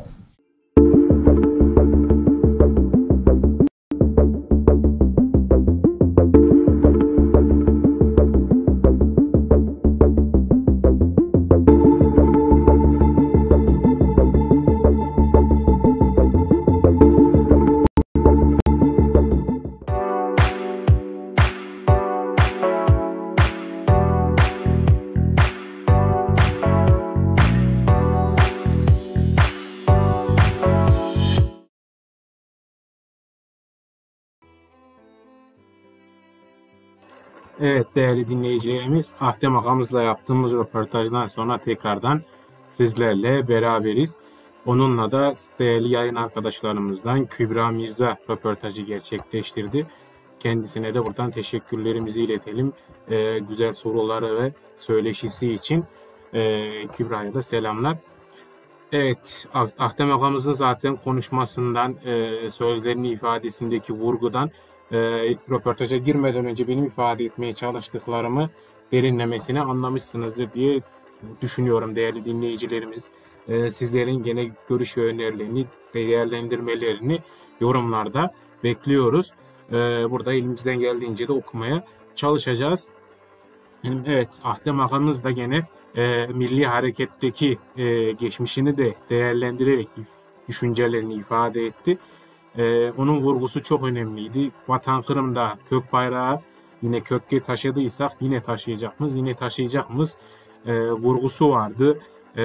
Bu da gerçekten mücadelemizin, milli hareketimizin ne kadar distanslı bir mücadele olduğunu gösterdi. Bugünkü zorluklar geçmişteki zorluklara benziyor. Ama bunun da geçmişte olduğu gibi üstesinden halkımızın geleceğini ifade etti. Ki biz gençler olarak bunlara eminiz. Genç Tatar çatısı altında, hani genç de dememek belki gerekir, bir Kırım Tatar halkının ferdi olarak, bir insan olarak bu mücadeleden gene adaletin ve iyiliğin, hani Gülsüm'ün Halilova'nın da röportajına bir atıf yaparak dediğimizde iyiliğin, adaletin ve insanlığın, gerçekliğin, hak arayışının galip geleceğini burada söyleyebiliriz diye düşünüyorum ben. Naçizane bir Kırım Tatar halkının ferdi olarak değerli dinleyicilerimiz. Şöyle bir baktığımızda yeni gelen bir yorum var mı, ifade var mı diye baktığımızda gözükmüyor. Umarız söyleşilerimiz beklentilerimizi karşılamıştır değerli dinleyicilerimiz. Evet, yavaş yavaş sona doğru geliyoruz. En güzel röportajımız, en önemli konuğumuz. Belki de Genç Tatar'a bugün birçok konuk aldık, yayınlar yaptık, ifadelerde bulunduk, değerlendirmeler yaptık. Çok şeyden bahsettik, kültürümüzden olsun, tarihimizden.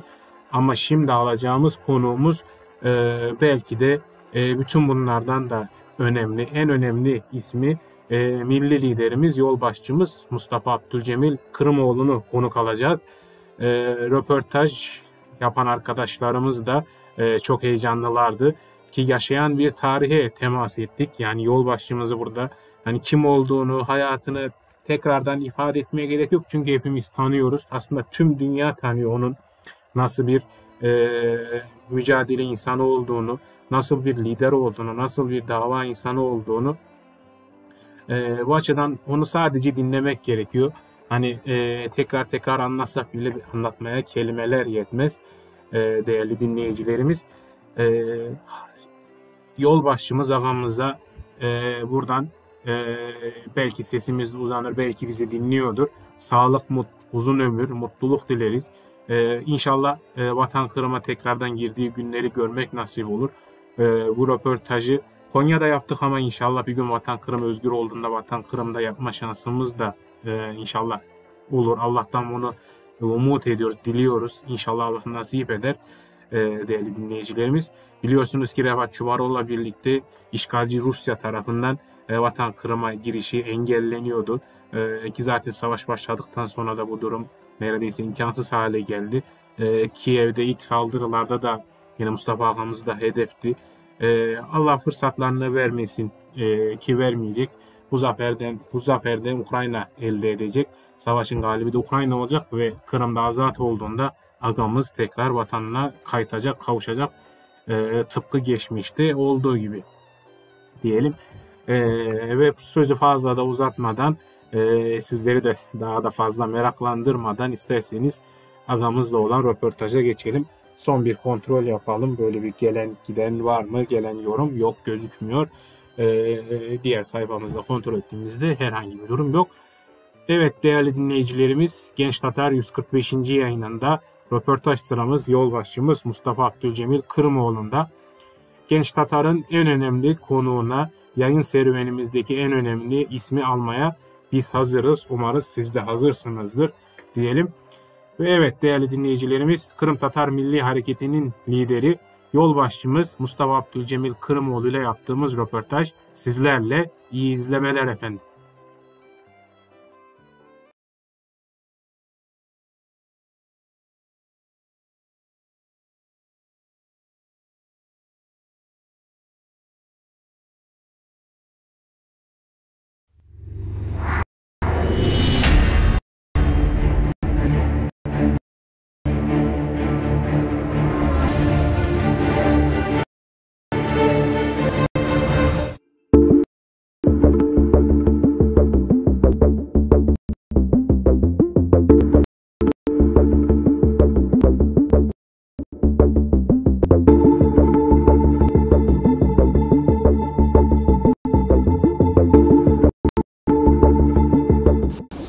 Kırım'ın son durumu hakkında sizinle konuşmak istiyoruz. Yani son dönem hakkında. Ukrayna Savaşı ile ilgili biliyorsunuz. Yani Kırım daha da etkin bir haline geldi. Yani biz son dönemin hakkında bir konuşalım sizinle biraz, olur mu? Biliyoruz, bu Ruslar Kırım'a geldikten sonra bana Kırım'a yasak oldu. 10 yıldan beri ben Kırım'a gelip olamıyorum. Ama oradaki söyleşlerimizden hep telefonla konuşuyoruz. Ondan sonra bazı böyle aktif arkadaşlarımızla İstanbul'da görüşüyoruz. Onlar kendi yollarından İstanbul'a geliyorlar, biz de Kiev'den buraya geliyoruz. Durum çok kötü. çok insanlar aslında bizim sloganımız vardı. Ne olsa olsun Kırım'ı terk etmeyiniz. Bu bizim vatanımız. Biz o vatana dönmek için sürgünlükten, o soykırımdan sonra yarım yüzyıl mücadele verdik. Şimdi işgal oldu diye terk edecek olsak bizim halkımız için çok zor şey. Ama bunlar da haklılar. Diyorlar ki siz orada Kiev'de oturup bize akıl öğretmek kolay. Ama yarın benim çocuğumu hapse atsalar, kaçırıp öldürseler siz garanti verip olursunuz mu? Biz verip olamıyoruz. Onun için bizim rakamlarımıza göre 2014 yılında bugüne kadar aşağı yukarı 30 bine yakın Kırım Tatarı terk ettiler Kırım Yarımadası'nı ve Ukrayna'nın ana topraklarını geçtiler. Şimdi geniş savaş başlandıktan sonra o Kırımlar büyük çoğunluğu askerlerinin kendi vatanı için savaşıyorlar. Şehitlerimiz de var. Son Eylül ayında 2022'de biliyorsunuz seferberlik ilan edildi Putin tarafından. İnsanları mecburen kendi askerlerini alıp kendi devletine karşı savaşa gönderdi, ölüme gönderdi. O zaman da çok insanlarımız terk ettiler. Bizim saydığımıza göre aşağı yukarı 10 bine yakın gençlerimiz yeni Kırım'ı terk ettiler. Ama o 22 yılında Kırım ve Ukrayna'nın topraklarının bağlantılar kesilmişti. Onun için büyük çoğunluğu başka ülkelere gittiler. Türkiye'ye gittiler, Avrupa ülkelerine gittiler. Yalnız İrlanda'da bizim rakamlarımıza göre 4.000'e yakın Kırım Tatarı. Yani 1944 yılın sürgününden sonra yarım yüzyıl devamında vatan için mücadele veren, büyük zorlukla vatanına dönen insanlar yine dünyada seçilmeye başladı. Onun için bizim kanaatimizce eğer Rusya'nın elinde kalacak olsa Kırım, bizim milletimiz için, bizim halkımız için hiçbir geleceği yok. Hep umudumuz Kırım'ı Ruslardan boşaltmak. Ben bir videomuzu gördüm geçen. Zafer abi paylaştı, Zafer Karatay. Rüstem Ümerov'un savunma bakanı olmasıyla alakalı orada bir sevinç anınızı gördük hepimiz. Bu durumla ilgili yorumlarınızı da alabilir miyim? Ben de epeyce çok sevindim. Bu ikinci kere sevindim. Birinci kere 16 yılında Cemal'la bizim Yavru'yu dinledim. O zaman sevinmiştim. Bu da çok iyi oldu. Bunun o simbolik bir şey var burada. Ukrayna'nın Tatarlara bakışı. Hiçbir ayrıntıcılık yok. Savaş zamanında en yüksek seviyeye Kırım Tatarı koyulması bizim için elbette çok önemli. Kasım'da beni Cumhurbaşkanı çağırmışlardı. O madalya şey yerinde. Orada Rüstem Umerov da vardı. Sonra Kırım Tatar Meclis Başkanı Rıfat Çubarov. Zelenski benden soruyor, sen nasıl yeni bakan? Ben sevmiyorum onu, adaletsiz adam. Ne dedi? Ya dedim bakın, Rıfat Çubarov'un doğum gününe Karadeniz filosunu karargahını patlattı. Ben 80 yaşına geldim, birbirine bana bir hediye yok. Ya siz ne istediniz? Ya dedim hiç olmadı mı o köprünü patlatsaydı. O da gülüyor, bu da havalı salsa da yapar diyor. İşte umudumuz böyle ama şimdi Ukrayna çok zor durumda. Kayıncısında bizim elektrik altyapı diyorlar. İnsanları zor durumda bırakıp da onlar savaşı durduralım, teslim olalım şekline getirmek istiyorlar. O olacak şey değil. Biz sonuna kadar savaşacağız sonra değil. Büyük ihtimal gelecek yılı umut ediyoruz. Var aylarında, Nisan, Mayıs aylarında Kırım'a gireriz. İnşallah, inşallah, inşallah. Orada da bizim soydaşlarımız çok bekliyorlar. Ne zaman geleceksin diye. Peki savaş sonrasında Kırım'ın azat olması ve Ukrayna'ya geri dönmesi sonrası Ukrayna'ya yani Kırım Tatarlarının hakları artacak mı? Bakın şimdi Zelenski zamanında Kırım Tatarlar için en çok şey yapıldı. Birinciden o Haziran ayında 21 yılı Kırım Tatarları Ukrayna'nın kökenli halkı olarak resmen tayin edildi. Şimdi bu kanuna esaslanıp Kırım Otonom Cumhuriyeti'nin Kırım Tatar Milli Otonom Cumhuriyeti'ne çevirmek imkanı var. Bu konuda Zelenski'ye devamlı konuşuyoruz. Ama ne var? Savaş zamanında anayasaya değişiklik hissetmek mümkün değil. Kanuna göre. Savaş bittikten sonra inşallah bu şey olacaktır. Ama temeli atıldı. Kırım Tatar halkı kökenli halk olarak tanındı. Ve sırada daha Kırım Tatar halkının Ukrayna içerisinde statüsü konuda bir kanun projesi var. Onu da bizim parlamento Avrupa'ya Venedik Komisyonu'na gönderdi. Avrupa standartlarına getirmek için. Buradan cevap geldikten sonra Ukrayna parlamentosunda o kanuna bakılacak. Yani sizin Kırım Tatar Milli Hareketi ile ilgili bir makaleniz var. Onu okumuştum. Sonra dernek yayınladı, genel merkeze yayınladı bunu. Hakan Hoca da çevirdi, Hakan Kırımlı. Orada kendim eğitim tarihçisiyim. Orada yazdığınız bir şey bana çok dokunmuştu. Karasupazar'da 1783 yılında Ruslar ilk geldikleri zaman alimleri ve aydınları katletmişler. Yani günümüzdeki okullardaki durum nasıl? Ben bunu merak ediyorum, bunu sormak istedim. Bunlar programı tamamıyla Rus devresine çevirdiler. Yalan dolu. Onlar şimdi böyle hep yerini Ruslaştırıyorlar. Mesela orada 7 tane Ukrayna dilinde okullar vardı, onları kapattılar. Kırım Tatarların 14 okulu vardı, onlara dokunmadılar ama programlarını değiştirdiler. Çocuklara mecburen onların milli marşlarını okumaya mecbur ediyorlar. Putin patrollerinin, bayraklarının yani çocuklar okullara gitmeyi istemiyorlar şimdi.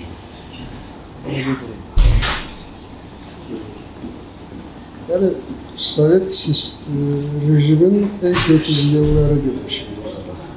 Evet. Ben de soracağım. Günümüzde Türkiye Cumhuriyeti'nin bu durumdaki yani Kırım için etkisi nedir?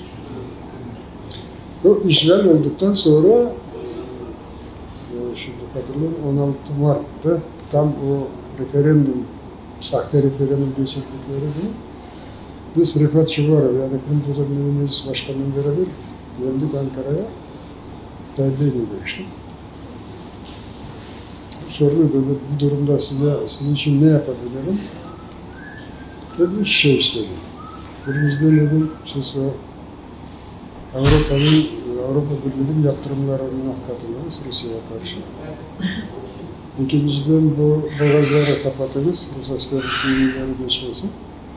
Üçüncüden dedim, Kırım'ı Türk askeri gemilerini blokadeye alınız da gemiler gelip olamaz. Hep isteklerine hayır cevap aldım. Bize ekonomimiz öyle, bağlantılar çok. Rusya'dan o gaz %60'ını Rusya'dan alıyoruz. Yani yaptırımlara katılıp bulamıyoruz.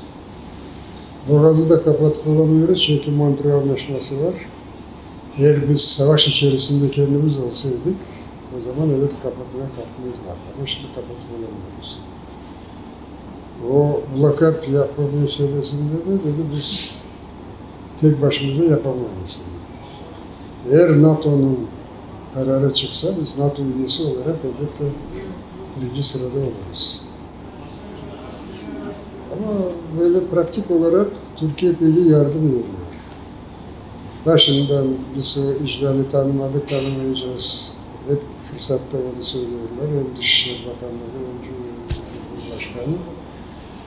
Pratik yardımlar da var.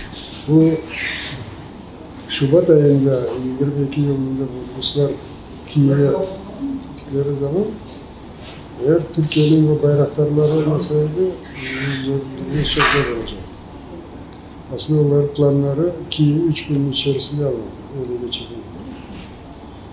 Bugün 645. yıl daha savaş devam ediyor. Sizin bir fotoğrafınız var, bu meşhur işgalden sonra bir girişiniz var böyle Kırım'a. Şimşek çakıyor böyle, arkada Rıfat Çıparoğlu'la birlikte, o meşhur bir fotoğraf. Bu askeri... Evet. Evet. Ben askeri üniformlu giydiğim Kırım'dan çok görüşüyorum da bu videolar, televizyonlar şeyler alıyorlar. Onlara mesaj. Bu bizim savaşımız manada. Ha. Evet. Bu çok etkili bir şey oldu. Cevap oldu. Ben şu soruma şöyle devam etmek istiyorum. 22 Şubat sonrası savaşta Rusya Kırım Tatarlarını zorla hala asker alma işlemini yapıyor mu? Evet. Devam ediyor. Mecburi. Evet. Birkaç esirler de düştü elimizde, Kırım Tatarları. Mecburi aldılar, ne yapalım? Yani bu durum çok acı. Yani Cengiz Dağcı'nın bir romanı var ya. Hani ona gidiyor, Gamalı Haç'la Kızıl Yıldız arasında. Onun gibi bir şeye dönüyor bu durum. Maalesef ki Kırım Tatarlarının olmayan bir savaş Kırım Tatarlarına kadar. Ama bizim soydaşlarımız doğrusu söylesek çok iyi davranmadılar. Biz hiçbir kimseye vatanımızı terk edip kaçınız demedik. Sokaklara çıktınız, serisi hapishanelere giriniz ama savaşa gitmeyiniz. Çünkü savaşa gitseniz ya katil olacaksınız ya ceset olacaksınız. %90'ı oraya götürülen insanlar hiçbir demeleri, eğitimi şeyi yok. Tez ölüyorlar orada. Evet. Her gün bizim askerlerimiz 900.000 civarında Rus askeri öldürüyorlar. Ve birinci sırada bu yeni alınanlar. Hiçbir tecrübeleri yok. Onlar işte kuş işlemi aslında ne diyorlar o Türkçesinde? İşlemini açtı. Ya et gibi bir şey, etten kalkan gibi atıyorlar yani. Atıyorlar, öyle Tecrübesiz atıyorlar. oldukları için. Öne koyuyorlar.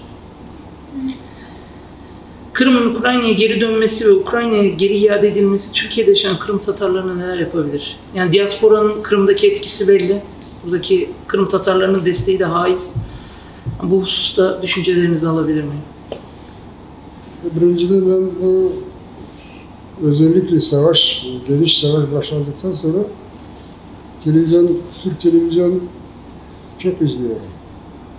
Birinci günlere artık gece gündüz o haberleri verip duruyorlar. Şimdi unutuluyor gibi. Ama orada kan dökülmesi devam ediyor. Daha hızlı savaş gidiyor orada. Ama biraz Türkiye'nin kamuoyunun ilgisi biraz azaldı. Hem de çok saçma şeyler de söylüyorlar. Öyle akademisyen, eski bakan, öyle akıllı şeyler söylediği gibi diyor ki ya bu savaşı Batı ülkeler kürekliyorlar. Sorursun nasıl kürekliyorlar? İşte ardı sıra Ukrayna'ya silah veriyorlar da o sebepten savaş devam ediyor. Ulan sen kafan çalışır mı burası? Silah vermeseydiler ne olacak ya da? Hep Ukrayna'yı işgal edecekti. Kafaları böyle. Biz o deprem olduğu zaman biz de bir insani yardım yapmıştık. Pendik'te, İstanbul Pendik demesine bir kamyon yolladık. Orada milletvekilleri, belediye başkanı gelir. O kamyonu gönderdikten sonra sohbet ediyoruz. İşte Ukrayna ne var ne yok, nasıl savaş gidiyor. Birisi ismini unuttum, milletvekiliymiş. Diyor ki, kocaman Rusya'nın başlatıp olamazsınız. Onu savaşı bitirmek lazım. Onun şartlarını kabul etmek lazım. Kan dökülüyor. Ben diyorum, bak dedim sen 1919 yılında Türkiye Kurtuluş Savaşı zamanında o zaman Türkiye 13 ülkeye karşı savaşıyordu. Sen Atatürk'ün yanına gelip Mustafa biz başarılı olmuş o kadar ülkeye teslim olalım demiş olsaydı ne diyecekti sana Kemal Bey? Ne diyecekti? Asınız bu hainleri. Sen bunu bize teklif ediyorsun şimdi. Birisi de ya siz kaç yaşındasınız? O zannetti ben Kemal Atatürk yaşında bu karakteri denedim. Dedim o kitaplarda yazmıyor. Detay yapın diyoruz. Hani. Şimdi de o şimdi yolladılar. Hürriyet gazetesinde yazıyor. Benimkisi mi? Hayır. Kırım'a gelmiş. Hürriyet gazetesinde. Yalçın Bersoy bir şey. O kadar huzur içerisinde yaşıyorlarmış orada insanlar. O kadar yollar kurmuş, camiler. Yani cennet olmuş Ruslar geldikten sonra. Bu köpek %100 Rus parasını yazar. Tam Rus propagandasını o paraya şimdi Türkiye'nin kamuoyunu aldatmaya peşinde. Maalesef öyle şeyler var. Burada Sputnik nesi var? Binlerce insanlar çalışıyor. Evet, onların paraları çok. Paraya satılıp yalanları yazıyorlar. Türk dilinde. Buna karşı bir şeyler tepki olması lazım. Böyle yayınlar çıktıkları zaman protestolar, şeyler yapılması lazım. Başka burada yaşayan insanlar ne yapabilir? Ben buraya gelmeden önce bir milletvekili bana telefon açıyor. Diyor ki, ben yakında Ukrayna'ya geleceğim, bir ihtiyacınız var mı? Ya ihtiyacı var da sen getirip olamazsın. Ya ne var ise Türkiye'de hepsini getiririm. Tamam dedim, bize birkaç tane F-16 uçak geldi. Öyle güldü dedi, yapmadı baba. Ben Ermeni durumu hakkında sormak istiyorum. Ermeni İbrahimov, kayıplarımız var malum. Bu kayıplarımız hakkında son dönemlerde bir haber var mı yani hani? Şimdi savaş zamanında iki tarafı da çok yalan söylüyor. Düşmanın kayıplarını arttırıyor, kendi kayıplarını azaltıyor. Ama bizde, Ukrayna'da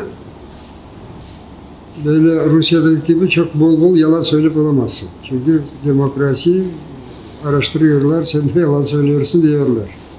Rusya'da bol yalan söylüyorlar. Aslında Rus televizyonu uzun böyle bakmak mümkün değil. Çünkü bıkmaya başlıyorsun. O kadar açıktan açık yalan söylüyorlar. Evet, bizim de kayıplarımız gayet çok. Ama oran olarak belki de 3-4 kez az olarak çok. Çünkü biz savunuyoruz ya. Onun için bizde kayıplar biraz azca. Ama teknik taraftan diyelim ki onlar roketler 10 roket atsalar bizden karşılığında 1 roket atıyoruz. Biz çünkü o kadar imkanlarımız yok. Sanki bu Avrupa'dan bu HIMARS, bu uzun menzilli roketler gelmeye başladıktan sonra biraz durum iyileşti.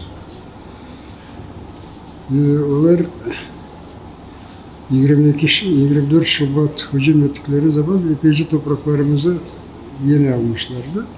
Şimdi onun yarısını boşalttık. Harkov taraftan Kherson'un yarısını boşalttık. Ama boşaltan yerlerimiz, yani yeryüzünden Mariupol tamamıyla yok ettiler bu şehri. Orada yarım milyon kadar insan yaşıyordu. Şimdi pek olsa 15-20 bin kaldı. Kherson'un yarısını boşalttık. O ufak bir bölgede, Varazide 20 tane işkence merkezi bulduk. Şimdi hep o işgal olan toprakları boşaltsak ne kadar merkezler bulacağımız belli değil. Neriman Celal hususunda da Neriman Celal hususunda da bir soru sormak istiyorum. Neriman Celal'in son durumu, davaların son durumu. Emel'deki o mektupların bazılarını bizzat ben düzenlemelerinde de varım da okurken çok tüylerim diken olmuş. Size bu konu hakkında bizim bu genç neslimizden en akıllı, en cesur insanlarımızdan birisi. O kadar akıllıca davranıyordu. Ben daima korkuyordum. Bu adamı, bu çocuğu alırlar diye. Öyle de oldu. Provokasyon yaptılar. Sanki bir şey patlatmak niyetindeymiş. Onun yakındaki iki arkadaşı işkence yaptılar. Elektrikle mecburi onlara uygun ifadeler aldılar. Sonra mahkemede yok bu yalan, biz işkence altında verdik diyor. Ona dikkat vermeliler. İşte bu işkence neticesinde alan ifadeleri esas alıp 17 yıl hapis cezası veriliyor. Şimdi Sovyet rejiminin şimdiki o işgal rejimini kıyas ediyorlar da ne kadar benzerliği var dersin. Ben diyorum ki Sovyet rejimi şimdiki rejimine kıyas ettiği zaman sanki bir demokratik rejim gibi görünüyor. O kadar. Biz mesela benim 7 mahkemem oldu. İşte Sovyetlere karşı bunun için. Ama hep bu sözlerin için 3 yıl veriyorlar. Şimdi birkaç kelime için 17 yıl, 20 yıl sahte suçlamalar, terörist bir şey diyorlar. Yani tamamen %100 faşist rejim. Hocam ben bir soru daha soracağım. Bir sürü dava adamının, Kırım Tatar dava adamının hatıratlarını okudum. Sizi Sovyet hapishanelerinde dik tutan şey neydi? İnatlıktır. Yok, ben aslında çok tez, ben de gençliğimde biraz bütün halk belli oldu bazı sebeplerden dolayı. Şimdi halk bana bakıyordu, nasıl davranacak diye. Bu mesuliyeti anlıyordum. Eğer ben pes etsem halkımızın morali bozulacak. Onun için ne olsun olsun sonuna kadar devam etmek. Yani ondan da gayrı her insanın bir manevi borcu var. Bu borcunu yerine getirmek lazım. Ne olsa olsun. Böyle prensip. Biz Sovyetler zamanında mutlaka bu Sovyetler dağılacak. Ona çok büyük umudumuz yoktu. O kadar kocaman memleket, silahlı, dünyanın en büyük güçlerinden birisi. Onun dağılacağına biz hayatımız içerisinde vatanımıza döneceğimizde de çok umudumuz yoktu. Daha 80. yıllarında bizim arkadaşlar gelip böyle konuşuyordu. Belli biz bu hayatın içerisinde vatanımıza dönüp olamayacağız. Onun için gelecek nesilleri, bizden sonraki mücadele verecek onları eğitmek lazım, onları yetiştirmek lazım. Bu gibi konuşmalar. Ama Allah büyük. Sovyetlerin dağıldığını da gördük. Vatanımıza da döndük. Ama şimdi yine işgal. Ama çok böyle optimistik duygularım var. Biz mutlaka vatanımıza döneceğiz. Mutlaka bu pisliklerden temizleyeceğimiz vatanımızı. Ve inşallah Rus halkını da Putin rejiminden kurtaracağız. Çünkü eğer Putin rejimi kalacak olsa Rusya'nın hiçbir geleceği yok. Büyük bir Kuzey Kore gibi bir devlet olacak, kapalı. Yavaş yavaş buna gidiyorlar. Onun için Rusya ne kadar tez bu rejimden kurtarılsa hem kendileri için hem dünya için kurtuluş olacak. Arkadaşlarımın soruları var. Abinizin Rus propagandasına maruz kalmamak için ne tür kitaplar okuyacağını öğrettiğini söylemişsiniz. Bu kitaplar neler ve şu anda ulaşabilir miyiz? Kim söyledi dedi anlamadım. Abiniz, kardeşiniz demiş ki Rus propagandasından korunmak için okunması gereken kitaplar varmış. Size hangi kitapları okuyacağınızı öğretmiş. O kitaplar nelerdi? O ilginç şey aslında. O benim abim çok akıllı adamdı o. Bana anlatıyordu. Rus propagandasını nerede yalanını çıkarmak üretiyordu. En iyisi... Hoş geldiniz. Hoş geldiniz.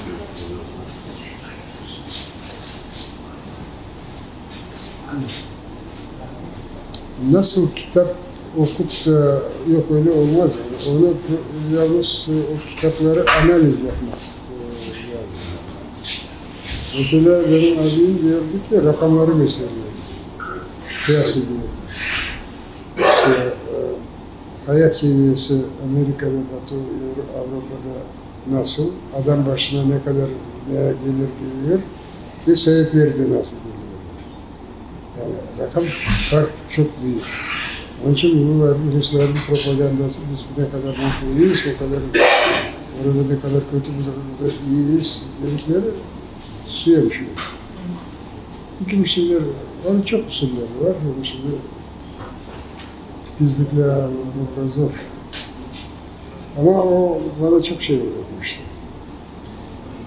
Bizde o yaşıma göre değildi. Bizim de kütüphanem, annem bir tane bir şey, ekmek getirmeye dönüşü kalan paraları ben mutlaka bir kitap alıyordum. Onun için bunu annem onu sevdim. Tam ne kadar fiyat olacak o kadar para veriyor. O da kitap daha başlıyor. Bu yıllarımda ben çok böyle ciddi kitaplar okuyorum. Bana çok, ondan sonra bana çok faydası oldu. Son olarak Agam, diasporada yaşayan gençler Kırım için neler yapabilir? Son olarak diasporada yaşayan biz gençler neler yapabiliriz davamız için? Önerileriniz nelerdir? Bakın biz gençliğimizde hiçbir kimseden soramadık neler yapalım diye. O insanların kendi cesaretine bağlı. Evet. Mesela şimdi ben ilk kez beni üniversiteden attıklar sonra anti-Sovyet, anti-komünist yaptılar. Sonra askerliğe alma istediler. Ben de geldim o askerlik demesine dedim, ben sizin bantınıza anak olamıyorum. Ne dedim? Ya dedim, beni anti-Sovyet diye üniversiteden attı. Şimdi bu anti-Sovyet adama eline avtomat vereceksin. Ne mantık dedim. O da bana, ya kim söyledi size avtomat verecek, size kürek vereceğiz. Allah. Avtomat verecek olsam ben de düşünürdüm dedim ama kürek razı değilim. Ya reddediyoruz. Evet reddediyorum. Öyleyse yazdırız.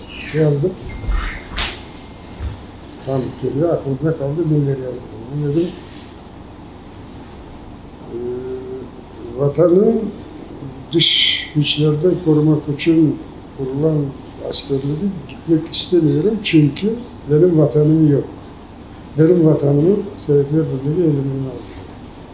Bundan da gayrı Sovyetler dışında benim düşmanım var olduğunu zannetmiyorum. O sebepten askerliğe gitmiyorum. Evet, hapse attılar. Birinci kere bu sebepten hapse attılar.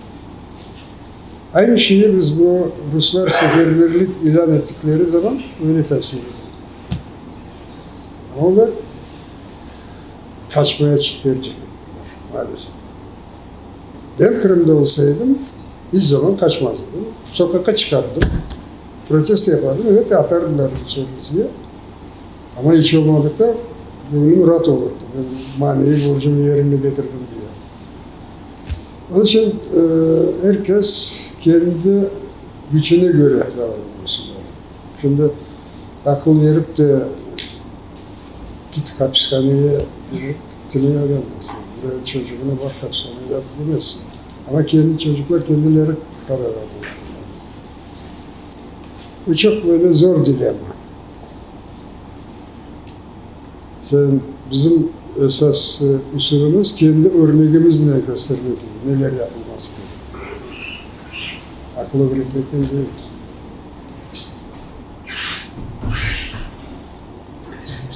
Hocam çok teşekkür ediyoruz bu güzel yayın için. Genç Tatar ailesi olarak sizlere teşekkürlerimizi sunuyoruz. İnşallah Azad Kırım'da bir gün birlikte hep beraber oluruz. İnşallah. Gelecek var. Kırım'da bekleriz sizleri. İnşallah.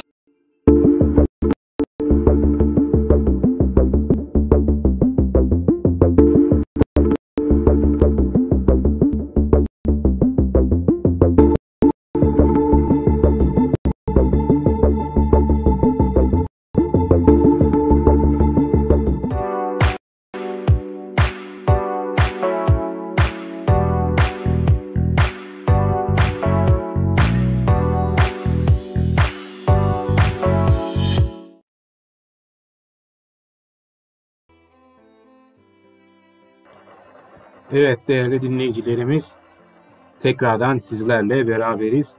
Saatlerimiz 27.47 olmuşken yol başımız milli liderimiz Mustafa Abdülcemil Kırımoğlu ile yaptığımız söyleşiden sonra sizlerle tekrardan buluştuk. Hemen gelen yorum var mı? Bakalım, bir kontrol edelim. Furkan Arkan Bey'den bir yorum vardı. Böyle tebrik edici ifade kullanmış. Çok sağ olun, teşekkür ediyoruz değerli dinleyicimize de. Ve yeni yorumlarınızı bekliyoruz efendim. Evet, röportajımızı Genç Tatar yayıncı arkadaşlarımızdan Taha, Sevgi, Kübra ve Nurseda gerçekleştirdi. Onlara da bu noktada yayındayken teşekkürlerimizi, selamlarımızı gönderelim. Sağ olsunlar. Evet, Konçu, çok önemli bir röportaj yaptık değil mi? Sen de ne düşünüyorsun bu konuda? Sen de dinledin, gördün. Senin düşünce ve görüşlerin neler? Seninle devam edelim. Evet, yani öncelikle çok güzel bir röportaj olmuş. Genç Tatar arkadaşlarımızı tebrik ediyorum. Mustafa Abdülcemil Kırımoğlu çok güzel ifadelerde bulundu. Bize yol gösterici, içinizdeki kendi gücünüzü gösterin, onları çıkartın dedi. Biz de elimizden geldiğince halkımızı, vatanımızı, kültürümüzü bir sosyal medya platformu üzerinden duyurmaya ve birleşmeye çalışıyoruz. Bence bu da bizim yapabileceğimiz en güzel şeylerden birisi. Yani gücümüzü bu şekilde ifade etmeye, göstermeye çalışıyoruz. Umarım hani yeni doğum gününde de Vatan Kırım'a giderek yeni doğum gününü orada kutlamış oluruz. Abdülcemil Kırımoğlu'nun onu ifade etmişti. Benim doğum günümde bana böyle hediyeler yapmadınız diye. İnşallah doğum gününü Vatan Kırım'da kutlarız diyorum. Teşekkür ediyoruz arkadaşlar. Evet, teşekkürler Konçu. O zaman bunu sana burada canlı yayında tarihe not düşüyoruz. Vatan Kırım'da ağamızın doğum gününü kutlarken pastasını sen hazırlayacaksın. Tabii, seve seve. Evet, ağamızın o isteğini, ricasını, onu sen karşılayacaksın o zaman Konçu. Tabii ki de sana yardımcı edeceğiz, yardımcı olacağız. Seni tek başına böyle bir fırsatta yalnız bırakmayız. Yani onu ben baştan söyleyeyim, öyle bir şeyi tek başına o şansı yakalayamaz. Bütün gençler ona talepli oluruz. Genç Tatar çatısı altında hepimiz ağamızla bir kez daha görüşme fırsatını elbette istiyoruz, değil mi Konçu? İnşallah, evet. Evet. Birkaç kelime de ben ifade edeyim o zaman. Ağamız zaten dediğin gibi Konçu çok derinlemesine ifade etti ama bizim kulağımıza küpe olacak bazı şeyleri söyledi. Yani vurgu verdiği noktalar güzeldi. Ama hem kendisi de biraz gülerek söyledi ama benim en çok hani dikkatimi çeken ya da bana öyle geldi bilmiyorum. İnatçılık ifadesi, kelimesi önemli olduğunu ben düşündüm. Hani hepimizin gençler olarak hani böyle Tatar inadı falan esprisine derler ama gerçekten hepimizde o inatın olması gerektiği düşünüyorum ben. Çünkü karşımızda mücadele ettiğimiz kötülük, yani çok böyle tahayyül edemeyeceğimiz kadar büyük bir kötülük. Hani bunu örtbas etmek için bütün gücünü de kullanıyor. Yani gerek medya olsun, propagandada. Çok önceki yayınlarımızda bunu bahsettik. Milyar dolarlar harcıyorlar propagandalarını örtmek için. Kendilerini aklı çıkarmak için. Ama bunu biz sesimizin olduğu her yerde, her seferinde tekrar defalarca ifade ediyoruz, gösteriyoruz. Gerçeği ön plana çıkarmaya çalışıyoruz. Bunun sebebi ağamızın da dediği gibi onu hapishanelerde, zindanlarda 303 gün süren o açlık grevinde dik tutan şey inatçılık. O inatçılığın bizde de olması lazım. İnattan vazgeçmeden, ümitsizliğe, yese kapılmadan bu mücadelemizi sürdürmemiz gerekiyor. Ki o şekilde zafere ulaşacak efendim. Bizler eminiz, sizler için de öyledir diye umut ediyoruz diyelim değerli dinleyicilerimiz. Artık yayınımızı yavaş yavaş kapatmaya yaklaşıyoruz. Saatlerimiz 22.51 oldu. 2 saatlik bir yayın süresini doldurmuş görünüyoruz. Umarız yayınımız beklentilerinizi karşılamıştır. Sizin için güzel bir yayın olmuştur. Elimizden geleni yaptık. Milli hareketimizdeki çok önemli isimlerle yakaladığımız bu fırsatı değerlendirerek sizler için söyleşiler yaptık. Sizlerin huzuruna getirmeye çalıştık. Umarız ki güzel bir yayın olmuştur diye umut ediyoruz değerli dinleyicilerimiz. Evet Konçu, kapanışa geçerken senin son sözlerin, söylemek istediklerin neler? Son sözlerini alayım, buyur. Öncelikle beni yayına davet ettiğin için teşekkür ederim. Rica ederiz. Bu yayında Genç Tatar ekibi olarak herkesin çok fazla emeği vardı. Bu fahri törende oldukça koşturdular, gayret sarf ettiler. Çok güzel bir program düzenlediler. Ve röportaj yapma şansına da eriştiler. Bu Genç Tatar ailesi için gerçekten inanılmaz bir fırsat oldu ve çok güzel bir anı oldu.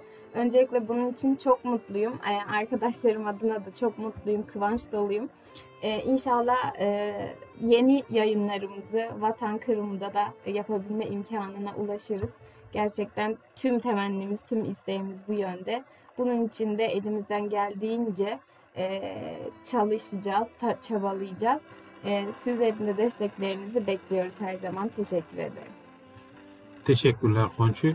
Evet değerli dinleyicilerimiz, Genç Tatar 145. yayınımız burada bitiyor, sonuçlanıyor.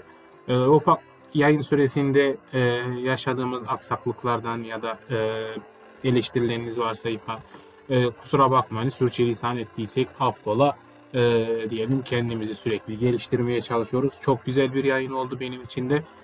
Sizler için de öyledir. İnşallah bundan sonraki yayınlarımızda yeni konuklarımızla sizlerden tekrardan bir arada olma fırsatını yakalarız. Tekrardan bir arada oluruz diyorum. Ve Genç Tatar 145. yayınını burada sonlandırıyoruz değerli dinleyicilerimiz. Görüşmek dileğiyle. Sağlıkla kalınız. Sağlıkla kalınız.